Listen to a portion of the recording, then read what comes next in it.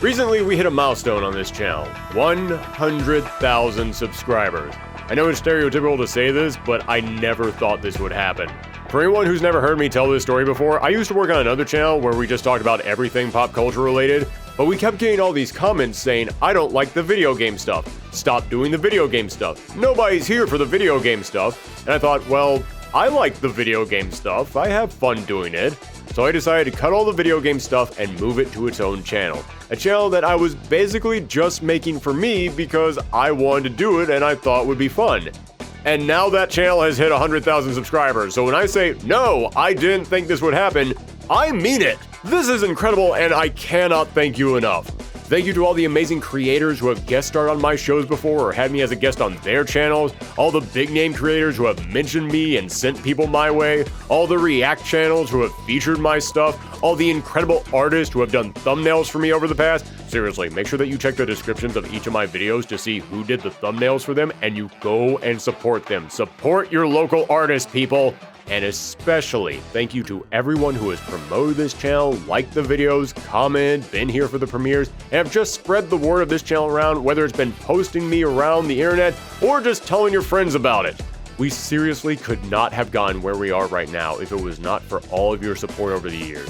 My heart is very full thinking about what you've all done for me, and I thank you all so much for that.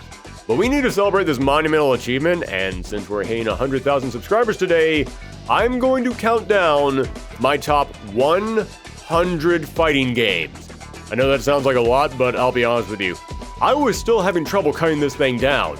I had like 30 honorable mentions that I wanted to include. This was tough. But before we start, it wouldn't be my channel if we didn't have a ton of rules and clarifications. First thing that I have to address, you'll notice that this video isn't called the top 100 fighting games. No, it's called Thorgi's top 100 fighting games. Yeah, this is not a list of what I think are the top 100 objectively best fighting games of all time, mostly because I don't even think it's possible to declare something the best fighting game of all time. Everyone is going to have their own opinions about what makes a game good or not. And that goes double for fighting games. Fighting games are like music. Everyone is going to have their own rhythm, their own beat, and that is very important to deciding what fighting games speak to you. So no, I'm not going to decide was objectively the best fighting game ever today. This is purely a list of my own personal favorite fighting games, which means that about 20% of this list is going to be facts and hard evidence. The other 80% is going to be vibes. In fact, considering that this list is entirely just my own personal favorites, let me go ahead and warn you guys of something right now. There are going to be several games that everyone loves, but they just never really spoke to me. And I'm not saying that they're bad. No, not at all. There are several games out there that if you ask me objectively, are these good games? I would tell you 100% yes. They're great. They're some of the most important fighting games of all time, and they deserve to be loved and cherished. They just never really connected with me, and I never got into them. In fact, I'll warn you all right now, Dead or Alive and Virtua Fighter, amazing games. Two of the most important franchises ever for the history of this genre. I never got into them. They just completely passed me by. And on the other end of that topic, there are some games that did make it onto this list that I will gladly admit are bad games. You are never going to get me to defend them as being good. But there's just something about them that I love, and there's no way that I can leave them off this list. And in case you're wondering how I'm figuring out this list, what exactly I'm judging these games on, it's kind of everything. It's how much I like the combat, the characters, the content, the graphics, or the art style, and the biggest X factor of them all, nostalgia. Or to put that another way, what the game means to me. Again, these are just my personal favorite games, so there is a good chance that you're going to see a game on here and you're going to think to yourself, how on earth did that make it that high? Well, it could just be that I personally connected with the combat or the characters, but there's also a really good chance that something is on this list simply because of the memories that I have of playing it, because of what the game meant to me in the past. And one final thing that I need to clarify, this isn't really a top 100 list. It's more of a top 110, 120 list, because there are going to be many games on here that I merged into one spot. And I'm doing this because there are several games that when I think about them and I think about what I love about them, I don't think of them as separate games. I think of them as one big experience. The most obvious example of this is Street Fighter 2. We all know the jokes about how many different versions of Street Fighter 2 there are, and yes, each of them are different, but when I think about Street Fighter 2, I think of the entirety of that game. When I say I love Street Fighter 2 and Street Fighter 2 was important to me, I don't say, yeah, but only the first one and new challengers. After that, I didn't really care. No, when I say I love Street Fighter 2, I love that game as one big experience. All the titles rolled into one thing, so when I eventually get to that game, I'm going to include all of them together. As I said, that's the simplest example of what I mean. I think most people will agree with that decision, but there will definitely be a few other entries on here that I'll probably have to fight a bit hard to justify merging them together. But there you go, that's all the rules and clarifications. Thank you all again for all your support, folks. I hope that you all enjoyed today's massive video. My God, look at the runtime of this thing. Let's begin with Techromancer. Number 100, Techromancer. Techromancer is one of those weird, beautiful moments in time. It's one of those games that could only have existed when Capcom was throwing everything at the wall to try and create something new. So they just said, let's make a game full of mechs where everyone is a tribute to a different genre of anime, to the point where we give each of them story modes that feel like episodes of their own series. We will never get something quite like that again, and it's loaded with big, colorful characters and wacky combat that feels not incredibly detailed, but damn is it fun. If we ever get a Capcom Fighting Collection 3, this one is going to be way up there on the list of games that we have to include. Number 99, Power Rangers Battle for the Grid. I'll be completely honest with you, I am not a Power Rangers fan. It's a series that just never connected with me.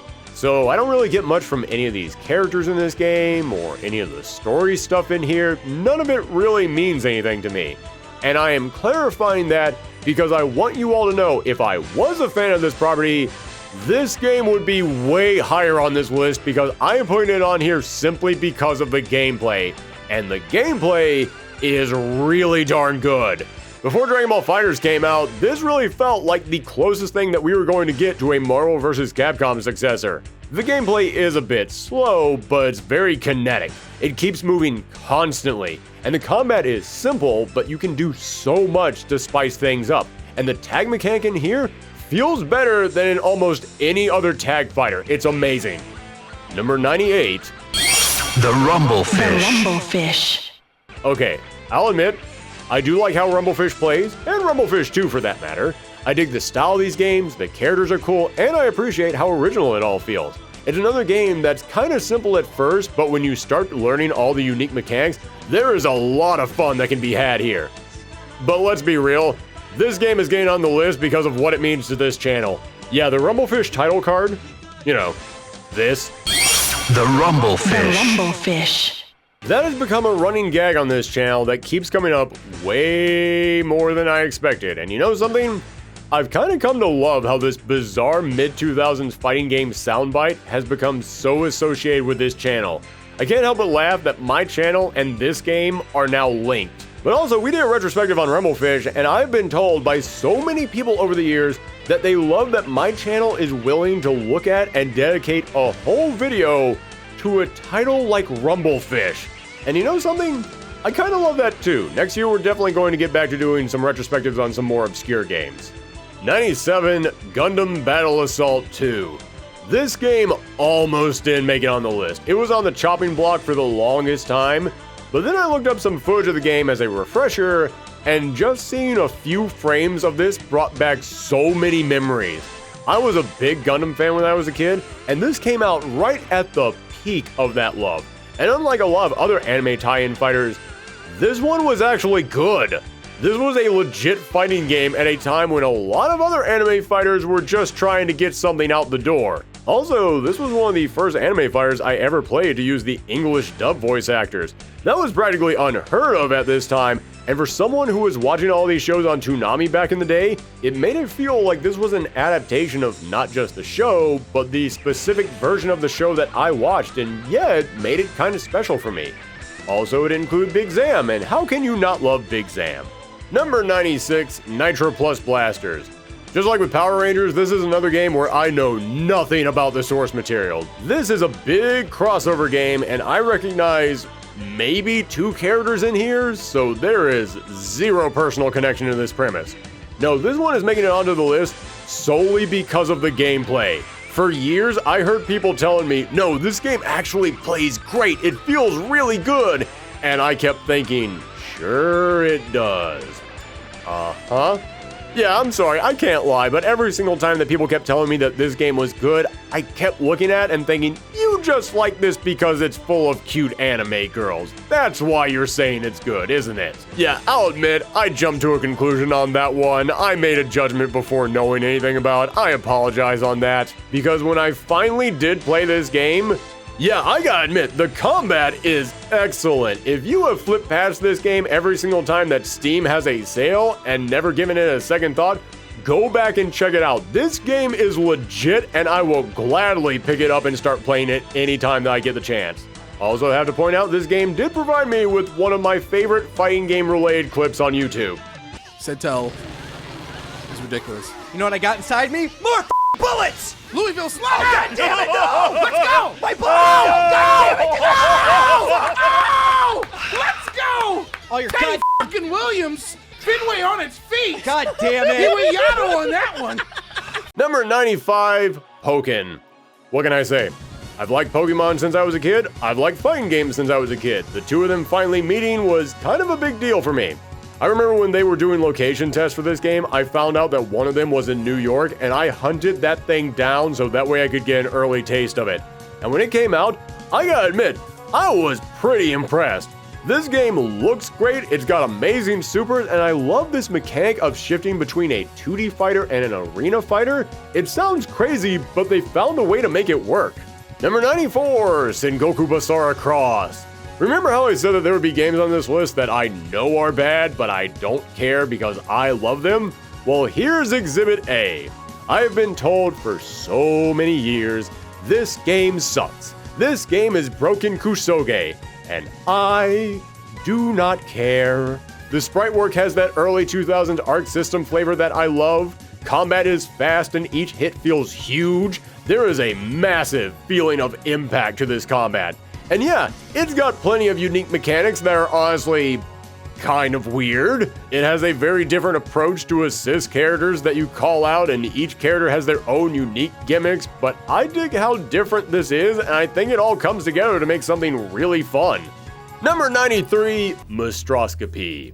One of the newest games on this list, Monstroscopy came out in 2024 and then was released on consoles earlier this year. It's a game inspired by early black and white Mexican horror films, and honestly, I just love that this exists. I love what a unique idea this is. And of course, listen, I love horror movies, I love monsters, I love fighting games that are based around horror movies and monsters. So this feels very much made for me. And the game is overflowing with passion. You can feel how much these devs cared about this.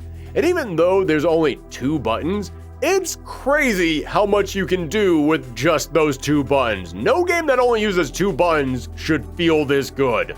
But that being said, I have to be honest, the game at the time of this recording is kind of buggy. I have run into plenty of problems trying to play this on the console, and as cool as the art style is, it doesn't always work. That arcade stage burns my retinas off every single time that it goes on screen. But if the game could fix these problems, it would be way higher on this list. Next up, coming to your top 100 list at number 92. Killer Instinct. I am so torn about including this game on this list because is Killer Instinct a good game? Hell yeah, absolutely. Sure, it had the early arcade era wackiness to it, but it still had a phenomenal combo system unlike anything else. A cast of colorful characters that felt like a grab bag of cool ideas, but they still worked together. Amazing sound design, with each character's grunts almost signaling how big the combos had gotten, and the combo breaker being this amazing move that made you feel like a genius, and that announcer was legendary. You went into the arcade and you would hear that man screaming his lungs out and you instantly wanted to play this game. But was I good at the game? Hell no! In fact, I make jokes all the time about me being bad at fighting games, but you know what? I'm actually okay at them. I can do some stuff. Not here. I am bad at Killer Instinct. I always got my butt kicked in the arcade as a kid, and I remember when I got to college, there was a Killer Instinct arcade cabinet in the cafeteria, and I thought, alright, I'm older, I'm wiser, I can totally take this on now, and I still got my ass handed to me. However, unlike some other fighting games where I sucked at them and I said, well, that's too bad, moving on, Killer Instinct was that game I always wanted to get better at. It was a siren that kept calling me over so I could just keep crashing on the rocks. The characters, the big impact of the combos, the flat-out cool factor of it all, it always drew me in. So I can't put it too high because, again, this is a personal list, and I was incredibly bad at this game. But I still had to include it on here somewhere because I did really love the presentation of this game, and despite being so bad, I did keep coming back to it time and time again, wanting to get better at it. Number 91, Marvel Superheroes. You are going to see a lot of the Versus games on here. Love Marvel, love Capcom. Love Marvel vs. Capcom. But the bomb on the list today is Marvel Superheroes simply because it's probably the most forgettable to me. Actually, that's a lie. Marvel Superheroes vs. Street Fighter is the most forgettable to me, but that one didn't even make the list. Yeah, I lost my mind at X-Men Children of the Atom. Lost my mind at X-Men vs. Street Fighter. And sadly, Marvel Superheroes came right in the middle, and I remember not exactly loving the roster. I mean, yes, we all love Shuma-Gorath now, but we love him because he was in these games. At the time, when I was a kid, I was like, oh, half this roster is just from the X-Men game, and why the heck did you put the octopus guy in here? This isn't really Marvel Superheroes, this is Spider-Man, Captain America, and Iron Man versus a couple of X-Men and a handful of weirdos. However, even with those problems, as someone who grew up loving Marvel Comics, and unlike a lot of other kids in the 90s, didn't just love the X-Men, but loved Spider-Man and the Avengers, getting a fighting game where I could play as some of my favorite heroes, and had a storyline referencing the Infinity Gauntlet, back when people didn't know what that was and we weren't all sick of having it shoved down our throats all the time, and each of these characters had moves and abilities and animations that felt like they came right out of the comics, oh, it was still a dream come true for me. Number 90, Idol Showdown. Okay, I'm going to say this right here. I know nothing about VTubers. This is a realm of the content creator sphere that I am not involved in. The only VTubers I know are the ones who are part of the Sajam Slam, and I don't think any of them are in this game. However, that being said, man, this is a really fun game. I started tinkering around with this on a stream one day, and the chat was giving me tips and a few combos to try, and this thing gets really cool when you actually put the time into it. And when that stream was over, I kept playing it. I was genuinely surprised by how much I enjoyed this. Plus, I have to give some love to the fact that this game was a fan-made project that all these streamers gave their okay to, and then they put it out for free, and they kept updating it with more free content, and they even include some pretty cool single-player modes. This game is the product of pure passion, and even if I am not into the subject matter, I always want to support talented devs making something they love just for fun. Number 89, BlazBlue Continuum Shift. Not gonna lie, I almost put all the BlazBlue games together simply because it feels like every BlazBlue just built upon the last one, and because of that, it almost feels like all of BlazBlue is just one game that kept getting updated over and over. However, that's talking about the gameplay and the roster, and as you will see as this list goes on, there is way more to a fighting game than just the combat and the characters. Each game is a big package with many different elements, and when it comes to BlazBlue's home releases, each of them had a handful of unique modes. And with Continuum Shift, they introduced Abyss Mode. And this essentially turned your fighting game into a roguelike, where you have to go through a series of fights, and the better you do, the further you move across the ladder. And after every fight, you unlock a brand new buff for your character. And not only does this add a ton of fun to how you customize your run and how you build your fighter, because you can end up making some nutty busted combination in here, but it also makes every run feel unique. No matter how many times I played this, I kept wanting to play it again because of the amount of variety it put in here and the unique challenge it provided every single time. In fact, I'm just gonna say this right here. I think every fighting game needs a roguelike mode. It's incredibly addictive, and shockingly enough, it lines up with the gameplay of a fighting game incredibly well. So I had to make sure that I gave Continuum Shift respect on this list, because even though Abyss Mode returned for all the later games, this was definitely the best it ever was. They nailed it on the first try. Number 88, Million Arthur Arcana Blood. I do not remember at all how I first heard about Million Arthur Arcana Blood. Just one day I had a copy of it in my house, and that's all I know. But hey, I'm not complaining because I got addicted to this game. You're playing as a reincarnation of King Arthur or something, and you're going up against other versions of King Arthur from other realities, I think. Yeah, listen, I didn't play this thing for the story. I played it because A, I love the sprite work. You all know me. You know I love sprite-based fighters, but that is kind of a dying art form. So the art style of this game gives me that feeling of playing something from that old arcade era. And B, I think it's got a great gimmick. Well, okay, one of the gimmicks is great. It's also got this rock, paper, scissors element gimmick that I'm not really a fan of, but the other gimmick is that you get to pick one character to play as, and then you select multiple assists that you can call out, each of them being completely original characters. And I got so hooked on just taking this game into the lab and testing out all the various assists from different characters to see what I could do. I barely even play this thing single player mode. I mostly just spent all of my time in the training mode figuring out combos with all the different assists. And I know it might sound weird to say that one of my top 100 fighting games is a game where I rarely left the training mode, but I kind of found this game to be meditative. It was my relaxing game for a while. I would just go into training mode and I would just chill out for an hour with some combos. Number 87, Fatal Fury 3. Had to put some Fatal Fury love in here. I didn't play a lot of SNK games when I was a kid, but I definitely remember thinking Terry Bogard was the coolest guy. Unfortunately, I didn't really like a lot of his games. Yeah, I was not that big on Fatal Fury 1 or 2. But then 3 came around, and yes, it was way too hard for me back then. I could never even get close to beating that arcade ladder. But I was able to use the lane system more easily than I had in the previous games. The combat felt like it was finally coming into shape, and the cast of characters in this game is the best in the original trilogy. Plus the art style and the presentation of the arcade ladder with your little icon moving around this map and the character interactions between matches, it's all so incredibly charming.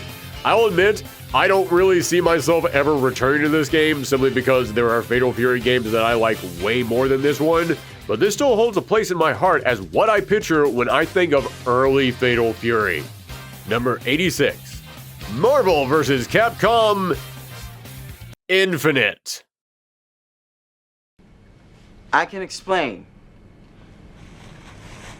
We all know this game has problems. This game has many problems.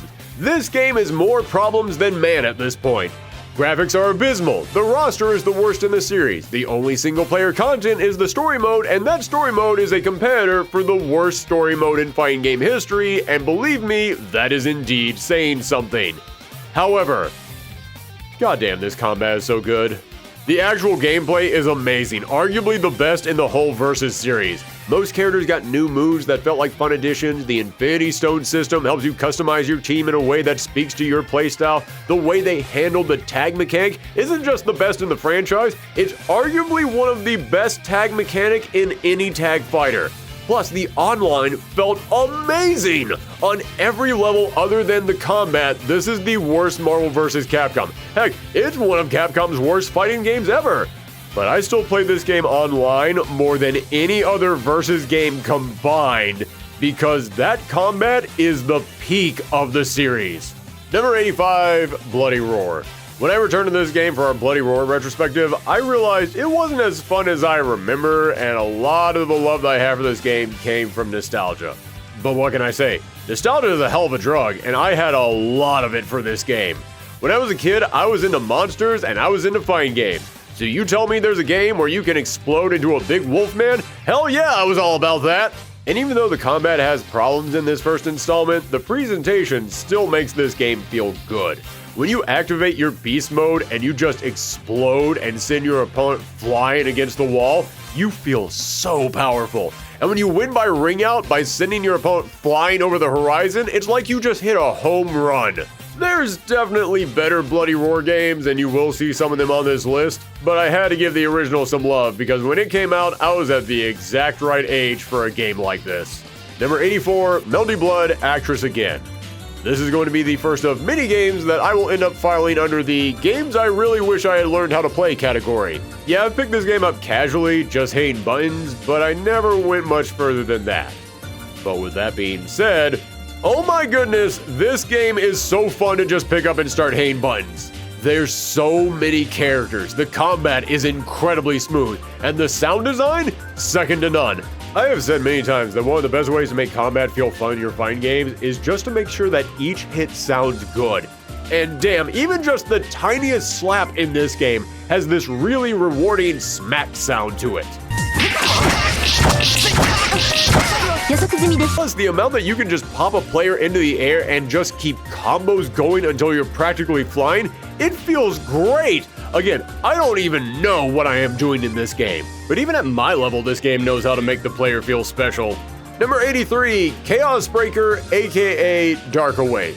This game deserves so much more love. It is criminal how few people know about this. Maybe it's just me, maybe the rest of the FGC looked at this game, played it, and instantly found a dozen things that they hated about and they all agreed to just never talk about it again. But I had a blast with this thing, and it is insane to me that I never see anyone bring it up. Is it because every character has a TOD? It's probably because every character has a TOD. This is a team-based fighter that's themed around Dungeons and Dragons style fantasy characters, and there's some really creative fun choices they threw in here. The combos are simple, but they have a really solid impact to each hit. You can unlock special items that you can use to spice up the combat. This to me is one of those true hidden gems, and it bums me out that more people don't know about it. Number 82, Teenage Mutant Ninja Turtles Tournament Fighter SNES Edition. I had a lot of love for the classic TMNT tournament fighters, and I assumed it was mostly just nostalgia. I mean, I grew up a Turtles fan. How could I not be excited for a Teenage Mutant Ninja Turtles fighting game? Plus, this was still early in the fighting game craze. The genre was still fairly new, so to see a franchise that I love decide to make a game in the genre that I love, that was a big deal. So I always assumed, yeah, the game probably wasn't very good. I was just a Turtles fan back then, but you know, it's a licensed game from early in the genre. There's no way this is actually fun today. But a few years ago, when we did that build a roster for a new Turtles game, I went back and replayed it to capture footage, and I was shocked to find, yeah, it's actually a lot of fun.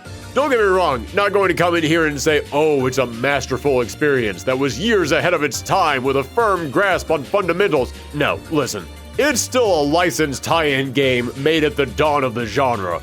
We all know what this is, and we all have expectations about how good it can possibly be. But with those expectations in mind, yeah, it is shockingly fun. Nostalgia or not, this is still a game that I will happily pick up. Number 81, Plasma Sword. So in case you haven't heard this story by now, in the late 90s, Capcom put out a game called Star Gladiator, and this was originally meant to be a Star Wars fighting game that they were forced to change at the last minute. And I brought this up on social media before, and every time that I do, I always get people who say, No. It's not true. That's impossible. But no, Capcom developers have flat out confirmed they were indeed trying to make a Star Wars game, but they couldn't get the license, so they had to change it to being a barely legally distinct Star-themed game where everyone had laser swords. And that first game, Star Gladiator, yeah, it ain't great. However, the sequel, Plasma Sword, actually a lot of fun. It's still not super well balanced or anything, but it's definitely a good time with a lot of bright, colorful, imaginative characters that I really enjoy and wish would come back. And the biggest reason why it's fun and the main reason this game is so high on this list is because of the unique super moves in this game called the Plasma Fields, where you essentially go into your domain expansion and you set up a room around the ring, and now your character has some kind of a power that changes the very rules of the game. And there's a phrase that I like to use to describe big, crazy, zany, over-the-top moves in fighting games: big stupid. And this is the game where that came from, because when I see some of the insane, bonkers stuff that your power-ups allow you to do in this game, yeah, I have no other words for it. Big stupid is all I can call them. And I say that as a compliment. It is impossible to see the nutty, giant stuff that you can do inside your plasma field and not start laughing because of how ridiculous it is. Number 80...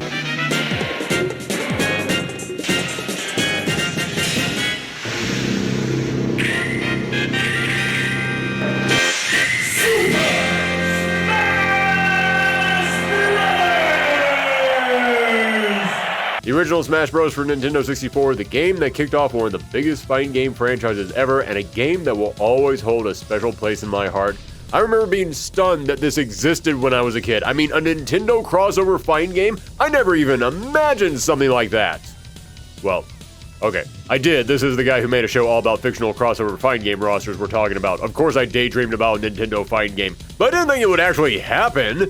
But beyond that, this was my first exposure to the idea of a platform fighter, which taught me about just how different a fighting game could be. And it introduced me to so many different Nintendo franchises that I had never heard of. I had no idea what Earthbound was, and I knew what F-Zero was, but I didn't know who Captain Falcon was. Now I think Captain Falcon is awesome. He's one of my favorite Nintendo characters. And the gameplay is so creative, and there's so many references in the stages and items to other Nintendo properties. Smash Bros. Is magical, and it only got better from here. Number 79, Primal Rage. This is another one that you can file away in the nostalgia folder because I loved the hell out of Primal Rage when I was a kid. I already said that I liked monsters and fighting games when I was a kid. Well, guess what? I also like dinosaurs. So you give me a fighting game with monstrous versions of dinosaurs and I am losing my mind. Plus, the whole lore about it actually being a future after a post-apocalyptic cataclysm sent everything back to the Stone Age, and it's just the right levels of weird for me. And the claymation art style is so wild, and I can't believe they were able to pull that off. However, even though it is largely presentation and nostalgia that has gained this game on this list, I will say, a couple years ago, I went back and I replayed this. Still actually feels pretty good. It's a lot of fun. There's a reason why this game still gets tournament play to this day. Also, Primal Rage is a perfect example of what I love about the arcade era. We got so many weird fighting games that could never exist today. At least, not outside of the indie scene. No major studio today is going to say, hey, I got an idea. Claymation dinosaur fighting game. But during this beautiful Wild West period of fighting games, nothing was off the table.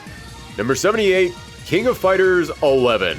Okay, before we go any further, yes, the stages are boring. People complain about that all the time, and yes, they are bad. But oh my god, everything else about this game is just insanely cool. The music has some of my favorite tracks from any KOF game. The gameplay is a big improvement from the last one. The home release has so many fun features and great bonus characters thrown in here who are awesome tributes to SNK. And above all else, this is one of my favorite rosters in any KOF. In any long-running franchise, I will always have a soft spot in my heart for the weird one. And with fighting games, that especially applies to the one with the weird roster. And the roster in KOF 11 just goes for it. This is the KOF game where they just said, let's just throw whatever we want in there. I mean, we got a Fatal Fury team of Terry, Kim, and Duck King. Galro, Marker the Wolves got their own team. Kyo and Iori are on the same team for the very first time, at least a non-secret team. The Art of Fighting team got their own rivals team. This roster was bold in a way that we do not get anymore, and I love it. Number 77, Mortal Kombat Deception. Well, I say this is Deception, but it's really a stand-in for the whole 3D era. Deadly Alliance, Deception, that other one.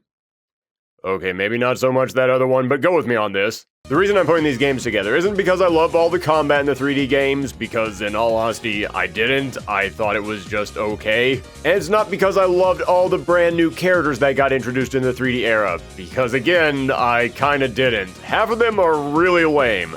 Although, real talk, I think a lot of people will lump all the 3D characters in and say that they're bad. They're not. Some of them are actually really good and deserve some love, but not enough to make it onto this list.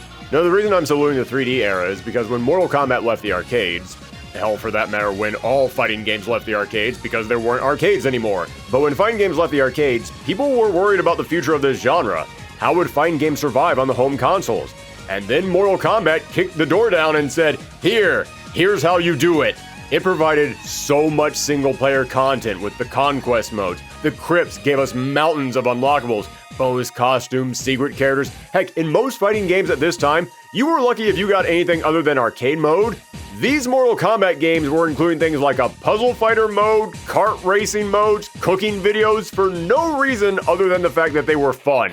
All the fighting game lovers at the time were racing online to try and find guides to where everything was in the crypt. Hell, I think this is actually how I discovered GameFAQs, and that website got me through the 2000s. They had ideas for these games, and they just went for it. And I'd be willing to say that these early Mortal Kombat games, and a couple of other fighting games that we'll be talking about later, laid the early groundwork for what we would come to consider good single-player content in fighting games, and you can still see their effect today. When World Tour mode got added to Street Fighter 6, everyone looked at that and went, "Oh, it's Conquest mode." You know that has to mean something.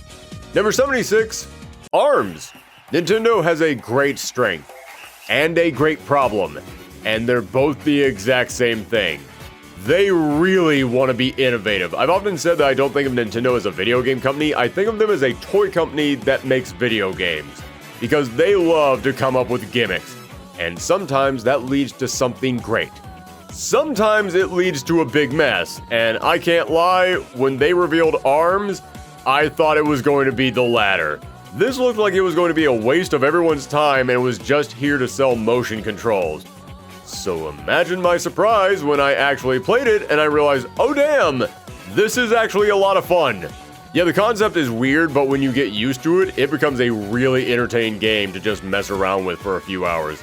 And I really dislike a lot of the early characters that we saw, but once that full roster was revealed, I think that most of this cast is really well designed and memorable. It's a shame it doesn't look like it caught on, because I would love to see an ARMS 2 get announced one day. Number 75, Chaos Code New Sign of Catastrophe. Chaos Code is such a charming game to me. I am fully aware that is not how most people would describe it, but stick with me on this. Chaos Code feels like it was made by a group of friends who spent all day at the arcade playing Melty Blood and Guilty Gear, and then they got home and spent all night watching Outlaw Star and Tenchi Muyo and other super 90s animes, and then they decided to make a game together. This thing is just loaded with nostalgia for that period of time when I really got into fighting games and anime, and you can tell the devs were purposely trying to pay tribute to that era. It's got this futuristic sci-fi saying where everyone is still dressing like they're in a pop band, and then you just threw in here a dozen different anime tropes. Playing Chaos Code feels like watching Toonami back when I was 13. But trust me, it's not just the tone that's getting this game up here. These devs still put work into this game. There's a variety to how everyone plays, with the ability to customize their moves before each match. There's multiple full art pages for every arcade ending. There's challenges in this game that are actually really tough. This game feels like it was made by a bunch of fans, but fans who were willing to put in the work. Number 74, Soul Calibur 6. If you were into fighting games in the early 2000s, there's no way you don't have some love for Soul Calibur.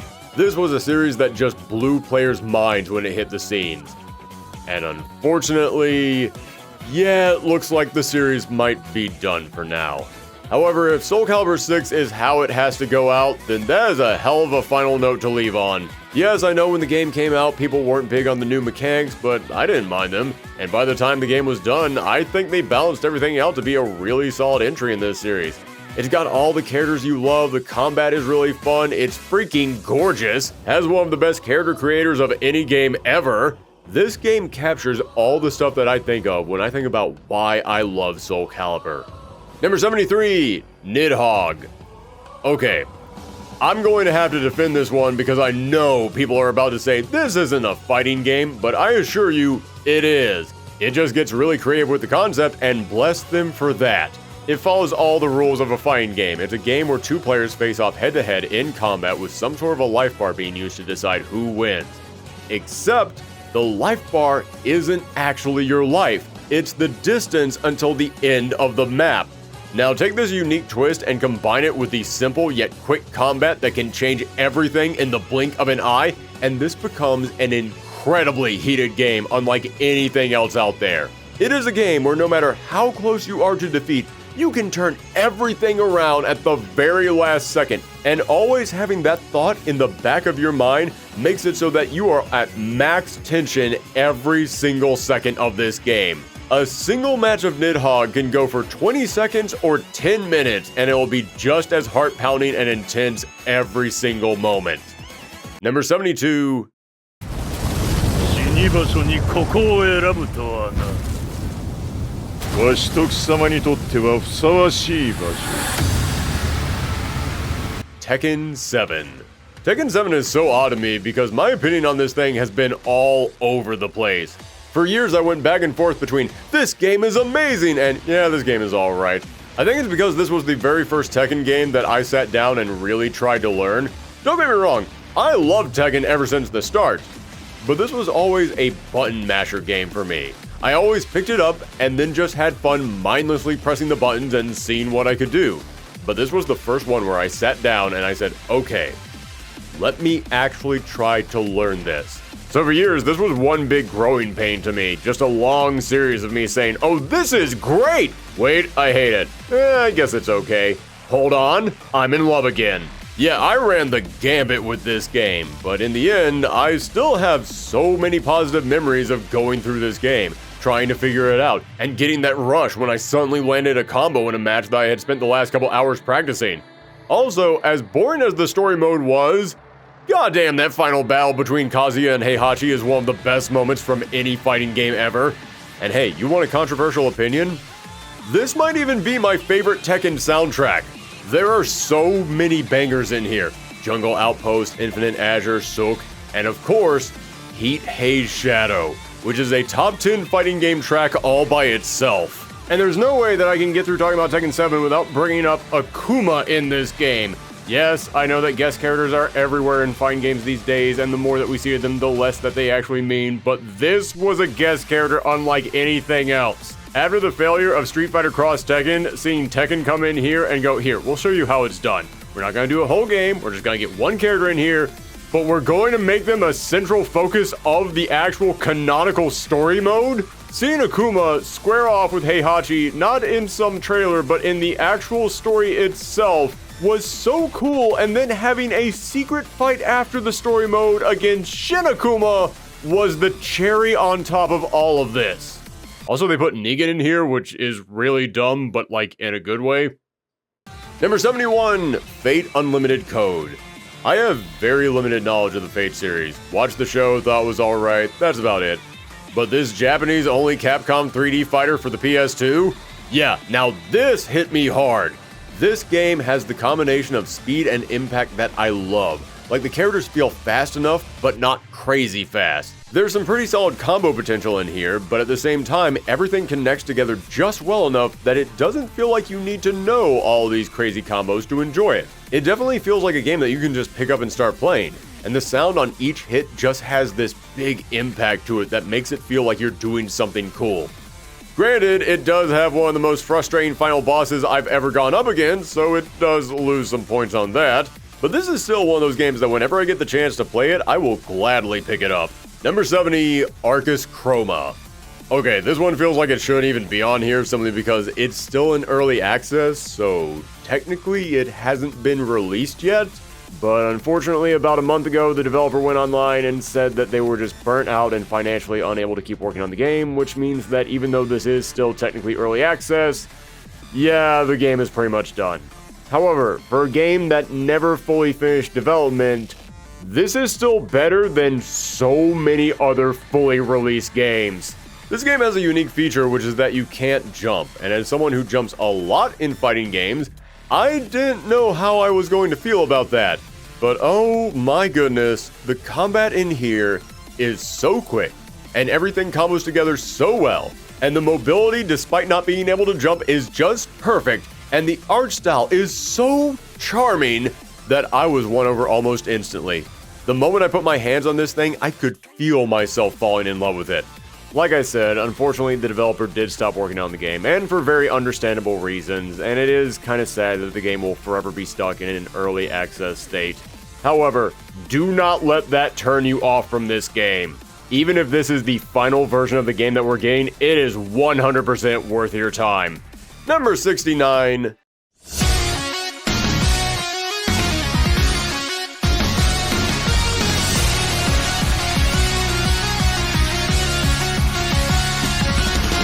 DNF Duel. Okay, I know I am going to say this a lot in this video, but damn do I wish I had more time to play this. I so wish that I had the free time to really dive into this game back when it was popular for that entire week. Because I love this game. It had that crazy level of over-the-top gameplay that I go to Arc System Works for. And I know that some people say it was too much. I mean, some characters in here had normals that could hit you full screen. Trust me, I get it. But this game felt so good to pick up and start figuring things out. This is one of those games where whenever I learned a new combo, I immediately wanted to try it out online. And the characters, while not having the most creative names, and yes, I know there's a reason for why they have those names, and I've heard why some DNF fans find these names to be cool, but despite the names, their designs were awesome. Each character immediately stuck in my head. This game was just the epitome of cool. But again, that was only for like a week. Yeah, the drop-off on this game was huge. I don't know whose decision it was to not announce any kind of DLC for this game for a full year, but that decision killed this game on sight. I hate saying it, but in the world that we live in now, if your fighting game doesn't have a full roadmap and season pass telling everyone what's on the way, people are going to drop off, and drop off they did. That's why this game makes me so sad. I love what I played, but I was busy for the first month of its release and barely got any time to hop online, and 1 month later, that player base was next to nothing. This game did not deserve what it got, and it needs another shot. Also, in case you're wondering how much I miss this game, no joke, I literally re-downloaded it after writing all this because it made me get nostalgic. Number 68, Samurai Showdown 5. Okay, hear me out. I know out of all the Samurai Showdowns, this isn't the first one that comes to people's minds. Not saying most people dislike it, no, it still gets pretty positive reception, but I don't think most people would rank this game this high. But as I said, this is my personal list, and my own personal experiences with these games is heavily swaying these results.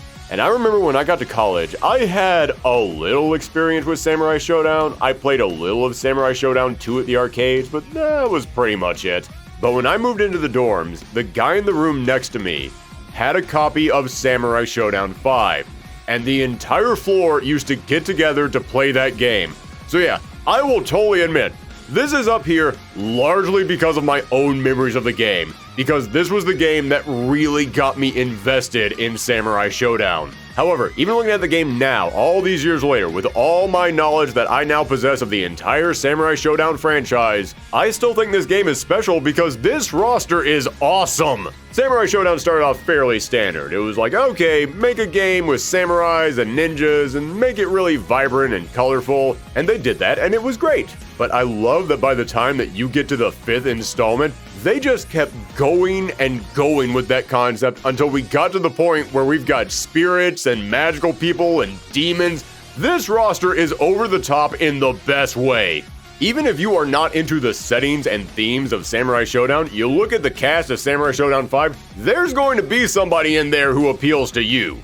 Number 67, SNK vs. Capcom Match of the Millennium. I'm gonna get this out of the way right now. All the Neo Geo Pocket Fighting games play so much better than you'd expect. They're handheld fighters that only have 2 buttons. These should not feel nearly as good as they do, and yet even with these few limited resources, you can do combos that are incredibly fun, and combat flows together so well. I had to get that out of the way right here because there are going to be some other Neo Geo Pocket games on this list, and it is true for all of them. They are all as smooth as butter. But with Match of the Millennium in particular, this game is loaded with so much charm. It's adorable seeing all the Capcom characters in this chibi SNK style. There are these fun little mini games with other SNK and Capcom characters. And even on this little handheld console, they still fit in here little character moments that I love to see in my crossover games. Number 66, Super Gym Fighter Mini Mix. Hey, speaking of super cute chibi renditions of Capcom characters, imagine a company these days saying, hey, we're going to have a crossover between all of our fighting games, but they're going to be super adorable and it's going to have this zany over-the-top sense of humor to it. Gym Fighters is such an upbeat, joyful idea with an even better execution. The art style and how every character transforms into whatever random joke the devs had in their minds is so silly, but it's got this charm to it that makes all of it work. It doesn't matter whether it's Chun-Li transforming into Jill from Resident Evil or Ken just for some reason having a horse that kicks you. It all makes sense with this style and sense of humor. And the stages? Damn, every single inch of these backgrounds is jam-packed with love for Capcom franchises. And as someone who is also jam-packed full of love for Capcom franchises, I approve. You could just release a book full of all the art for the stages and I'd still say it's one of the best games Capcom has ever put out. Number 65, Mortal Kombat 2. You could not be a kid in the 90s and not have some love for Mortal Kombat 2. The first game was notable for the violence, and yeah, that was kind of it. It was not a particularly good game, and the tone of it was just, hey, we had some ninja outfits laying around, let's see if we can make a game with that. But Mortal Kombat 2 went to crazy new levels. The color and the art style was exploding as they realized what Mortal Kombat should look like, taking the brooding and serious martial arts tournament from the first game and now making it as bright as a bag of Skittles. The combat was so much better. It really started to flesh out the lore of this universe that would keep me and so many other fighting game fans immersed for decades. And the fatalities in the first game were notable simply because they existed, because they were really gory at a time when that was not a thing when you would find in video games. But when you get right down to it, they were really boring. This game took the fatalities and got so creative with them that they established the tone that would make so many players like me fall in love with this game for years. It also has some of the worst AI of any game from this time period, and believe me, that's saying something, so yeah, this is about as high as I can put it. Number 64, Virtua Fighter 5 Ultimate Showdown. Okay, so I said that Virtua Fighter was one of those series that just never connected with me, and I've spent years trying to figure out why that is. But it wasn't until Virtua Fighter 5 Ultimate Showdown, not even the normal Virtua Fighter 5, it wasn't until this update that I finally got it. Because this was the first Virtua Fighter that I got to play against actual other players. Yeah, when I was a kid and Virtua Fighter 1 and 2 and 3 were out, I didn't know anybody who wanted to play Virtua Fighter. Street Fighter, Mortal Kombat, Soul Calibur, hell yeah, everyone I knew wanted to play those. None of my friends wanted to play Virtua Fighter. But when Virtua Fighter 5 Ultimate Showdown came out, it had online. And pretty decent online too. So I finally got to play this game against other people, and that's when it hit me. Oh, that's why I never liked this series. This series sucks to play against the computer. Virtua Fighter is so boring against the computer. The AI is never an interesting challenge, and the gameplay is so... I don't want to say basic because it's not. The combat in these games is incredibly detailed, but it's not flashy. It never gave me that rush of, look at that cool thing that I just did. But when I finally got to play Virtua Fighter against other actual human beings, I realized that is where this game lives. And yes, you can say that about all fighting games. All fighting games are better when you are playing against another actual human being. But the difference between the single player and the competitive experience of Virtua Fighter is miles apart. It's not even close. This game made me realize the beauty of Virtua Fighter comes from taking these martial artists with hundreds of moves that are easy to learn but impossible to master, and just reading every single action your opponent takes and understanding them inside and out. Again, I know that is true for all fighting games, but it just feels different in Virtua Fighter. Like it's a brand new game the moment someone else is on the other end of that fight. So yeah, it took me a long time to finally get Virtua Fighter, but this is the game that made that happen. Number 63, King of Fighters R1 and R2. This one's going to be short because this is another Neo Geo Pocket Fighter, and there's no need to reiterate, these games play like magic. Way better than a handheld console has any right to play. But beyond that, again, these Neo Geo Pocket Fighters are so insanely charming. SNK knew exactly what they were making with these games and they leaned into it. This game feels almost like playing a King of Fighters cartoon, and I love that about it. But also, possible hot take, these have some of my favorite team combinations in all of KOF. They're unique in that way that you know they could never exist within the main games themselves, but they feel so good to see in these non-canon handheld games. Like, Terry and Ryo are on a team together. I understand why you can't do that in the mainline games, but heck yeah, I still want to see it happen. This is just everything that I love about KOF, but made adorable and shrunk down to be in my pocket. Number 62, X-Men Children of the Atom. I grew up loving two things, fighting games and Marvel Comics. And I already talked a bit about that in the Marvel Superheroes game, but this was the first of that series, and I remember when I saw it, it was exactly what I wanted. The X-Men, made by Capcom, the same guys who do those Street Fighter and Darkstalkers games that I love, this was a dream! And yes, the combat isn't nearly as refined as it would be as this series would go on, but I still loved how different it felt. This wasn't some grounded game like what I was used to. Characters were leaping all over the places, stages were crumbling, and you were falling from one location to another in the middle of the fight. They had supers filling up the entire screen. This was a level of insanity that I hadn't gotten in games at this point, and it looked gorgeous. Capcom sprite work was always good, but this was something special. It looked better than the cartoons themselves. Speaking of that, the fact that they got the voice actors from the cartoon itself, which every kid in the 90s loved, was another huge bonus for this game. You wanna know how much I like this game? This was the first game that I ever pre-ordered. And I remember the guy at my store telling me over and over that the game kept getting delayed and pushed back for an entire year. And now that I'm older and wiser, I realize that the game probably didn't get delayed. The game's home release probably just hadn't been announced yet, but the store was still taking pre-orders on it anyways, and they just kept lying to me until the game finally released. So, hey, this game was also a valuable learning experience for me. Number 61, Soul Calibur. You want to talk about a game that changed everything? The first Soul Calibur was gorgeous, had 3D weapon-based combat unlike anything else I had ever played, and had amazing presentation. Each stage felt like I was going on an adventure whenever we got introduced to it. The announcer is one of the greatest fighting game announcers of all time, but most importantly, and the main reason it's up here, this was the turning point for fighting games. Before this, the home release of a game was fine, but the arcade version was always the better version.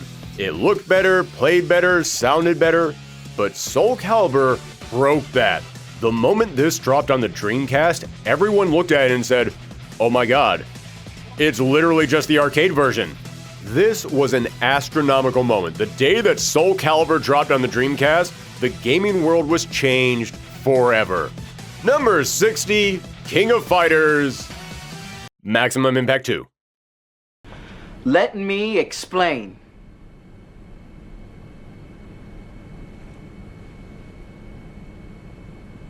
Okay, I'd like to reiterate what I said at the beginning. This is just a list of how much I personally enjoy the games, not a list of how good the games are, and there will indeed be objectively bad games on this list. Because believe me, if you asked me, is Maximum Impact 2 a good game, I would say no, and I wouldn't even have to think twice about it. But if you ask me, is Maximum Impact 2 a fun game, I would say yes. I wouldn't be proud of that, but I would say yes. The combat is incredibly dumb, but everything links together so easily, it feels like I can do something cool by smashing my face into the controller. It's the fighting game equivalent of eating a bag of Halloween candy. There's zero nutritional value, but I can't lie, it gets the sugar high going. But let's be real, that's not what gets it on this list. That was never going to get it on this list. What gets this game up this high on this list is the single player content.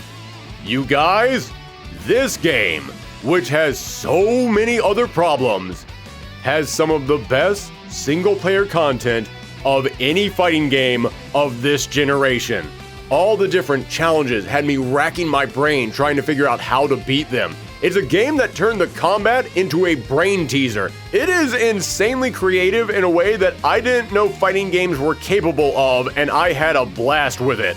This became one of those games where I would beat a challenge, and then I would say, okay, one more, just one more challenge.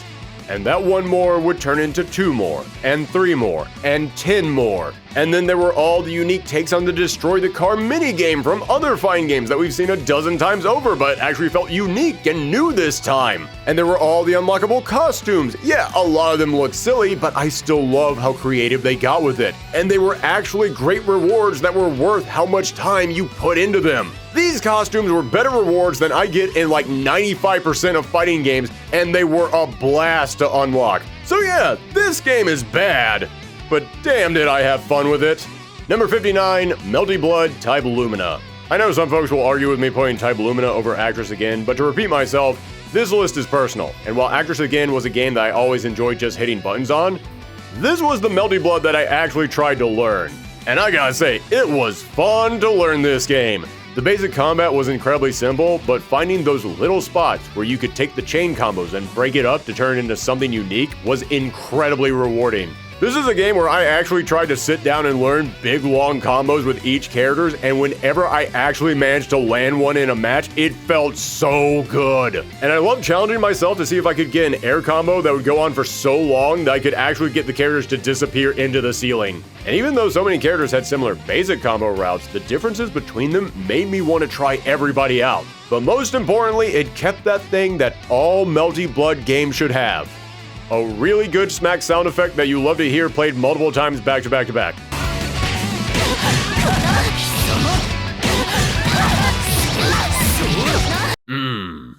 Wouldn't be Melty Blood without that. Number 58, Mortal Kombat 9. Mortal Kombat was one of my favorite series when I was a kid. I loved the world and the lore and the big overarching story and the characters and how over the top it was. But after Mortal Kombat 3, yeah, things started to go downhill. Mortal Kombat had a rough transition to 3D.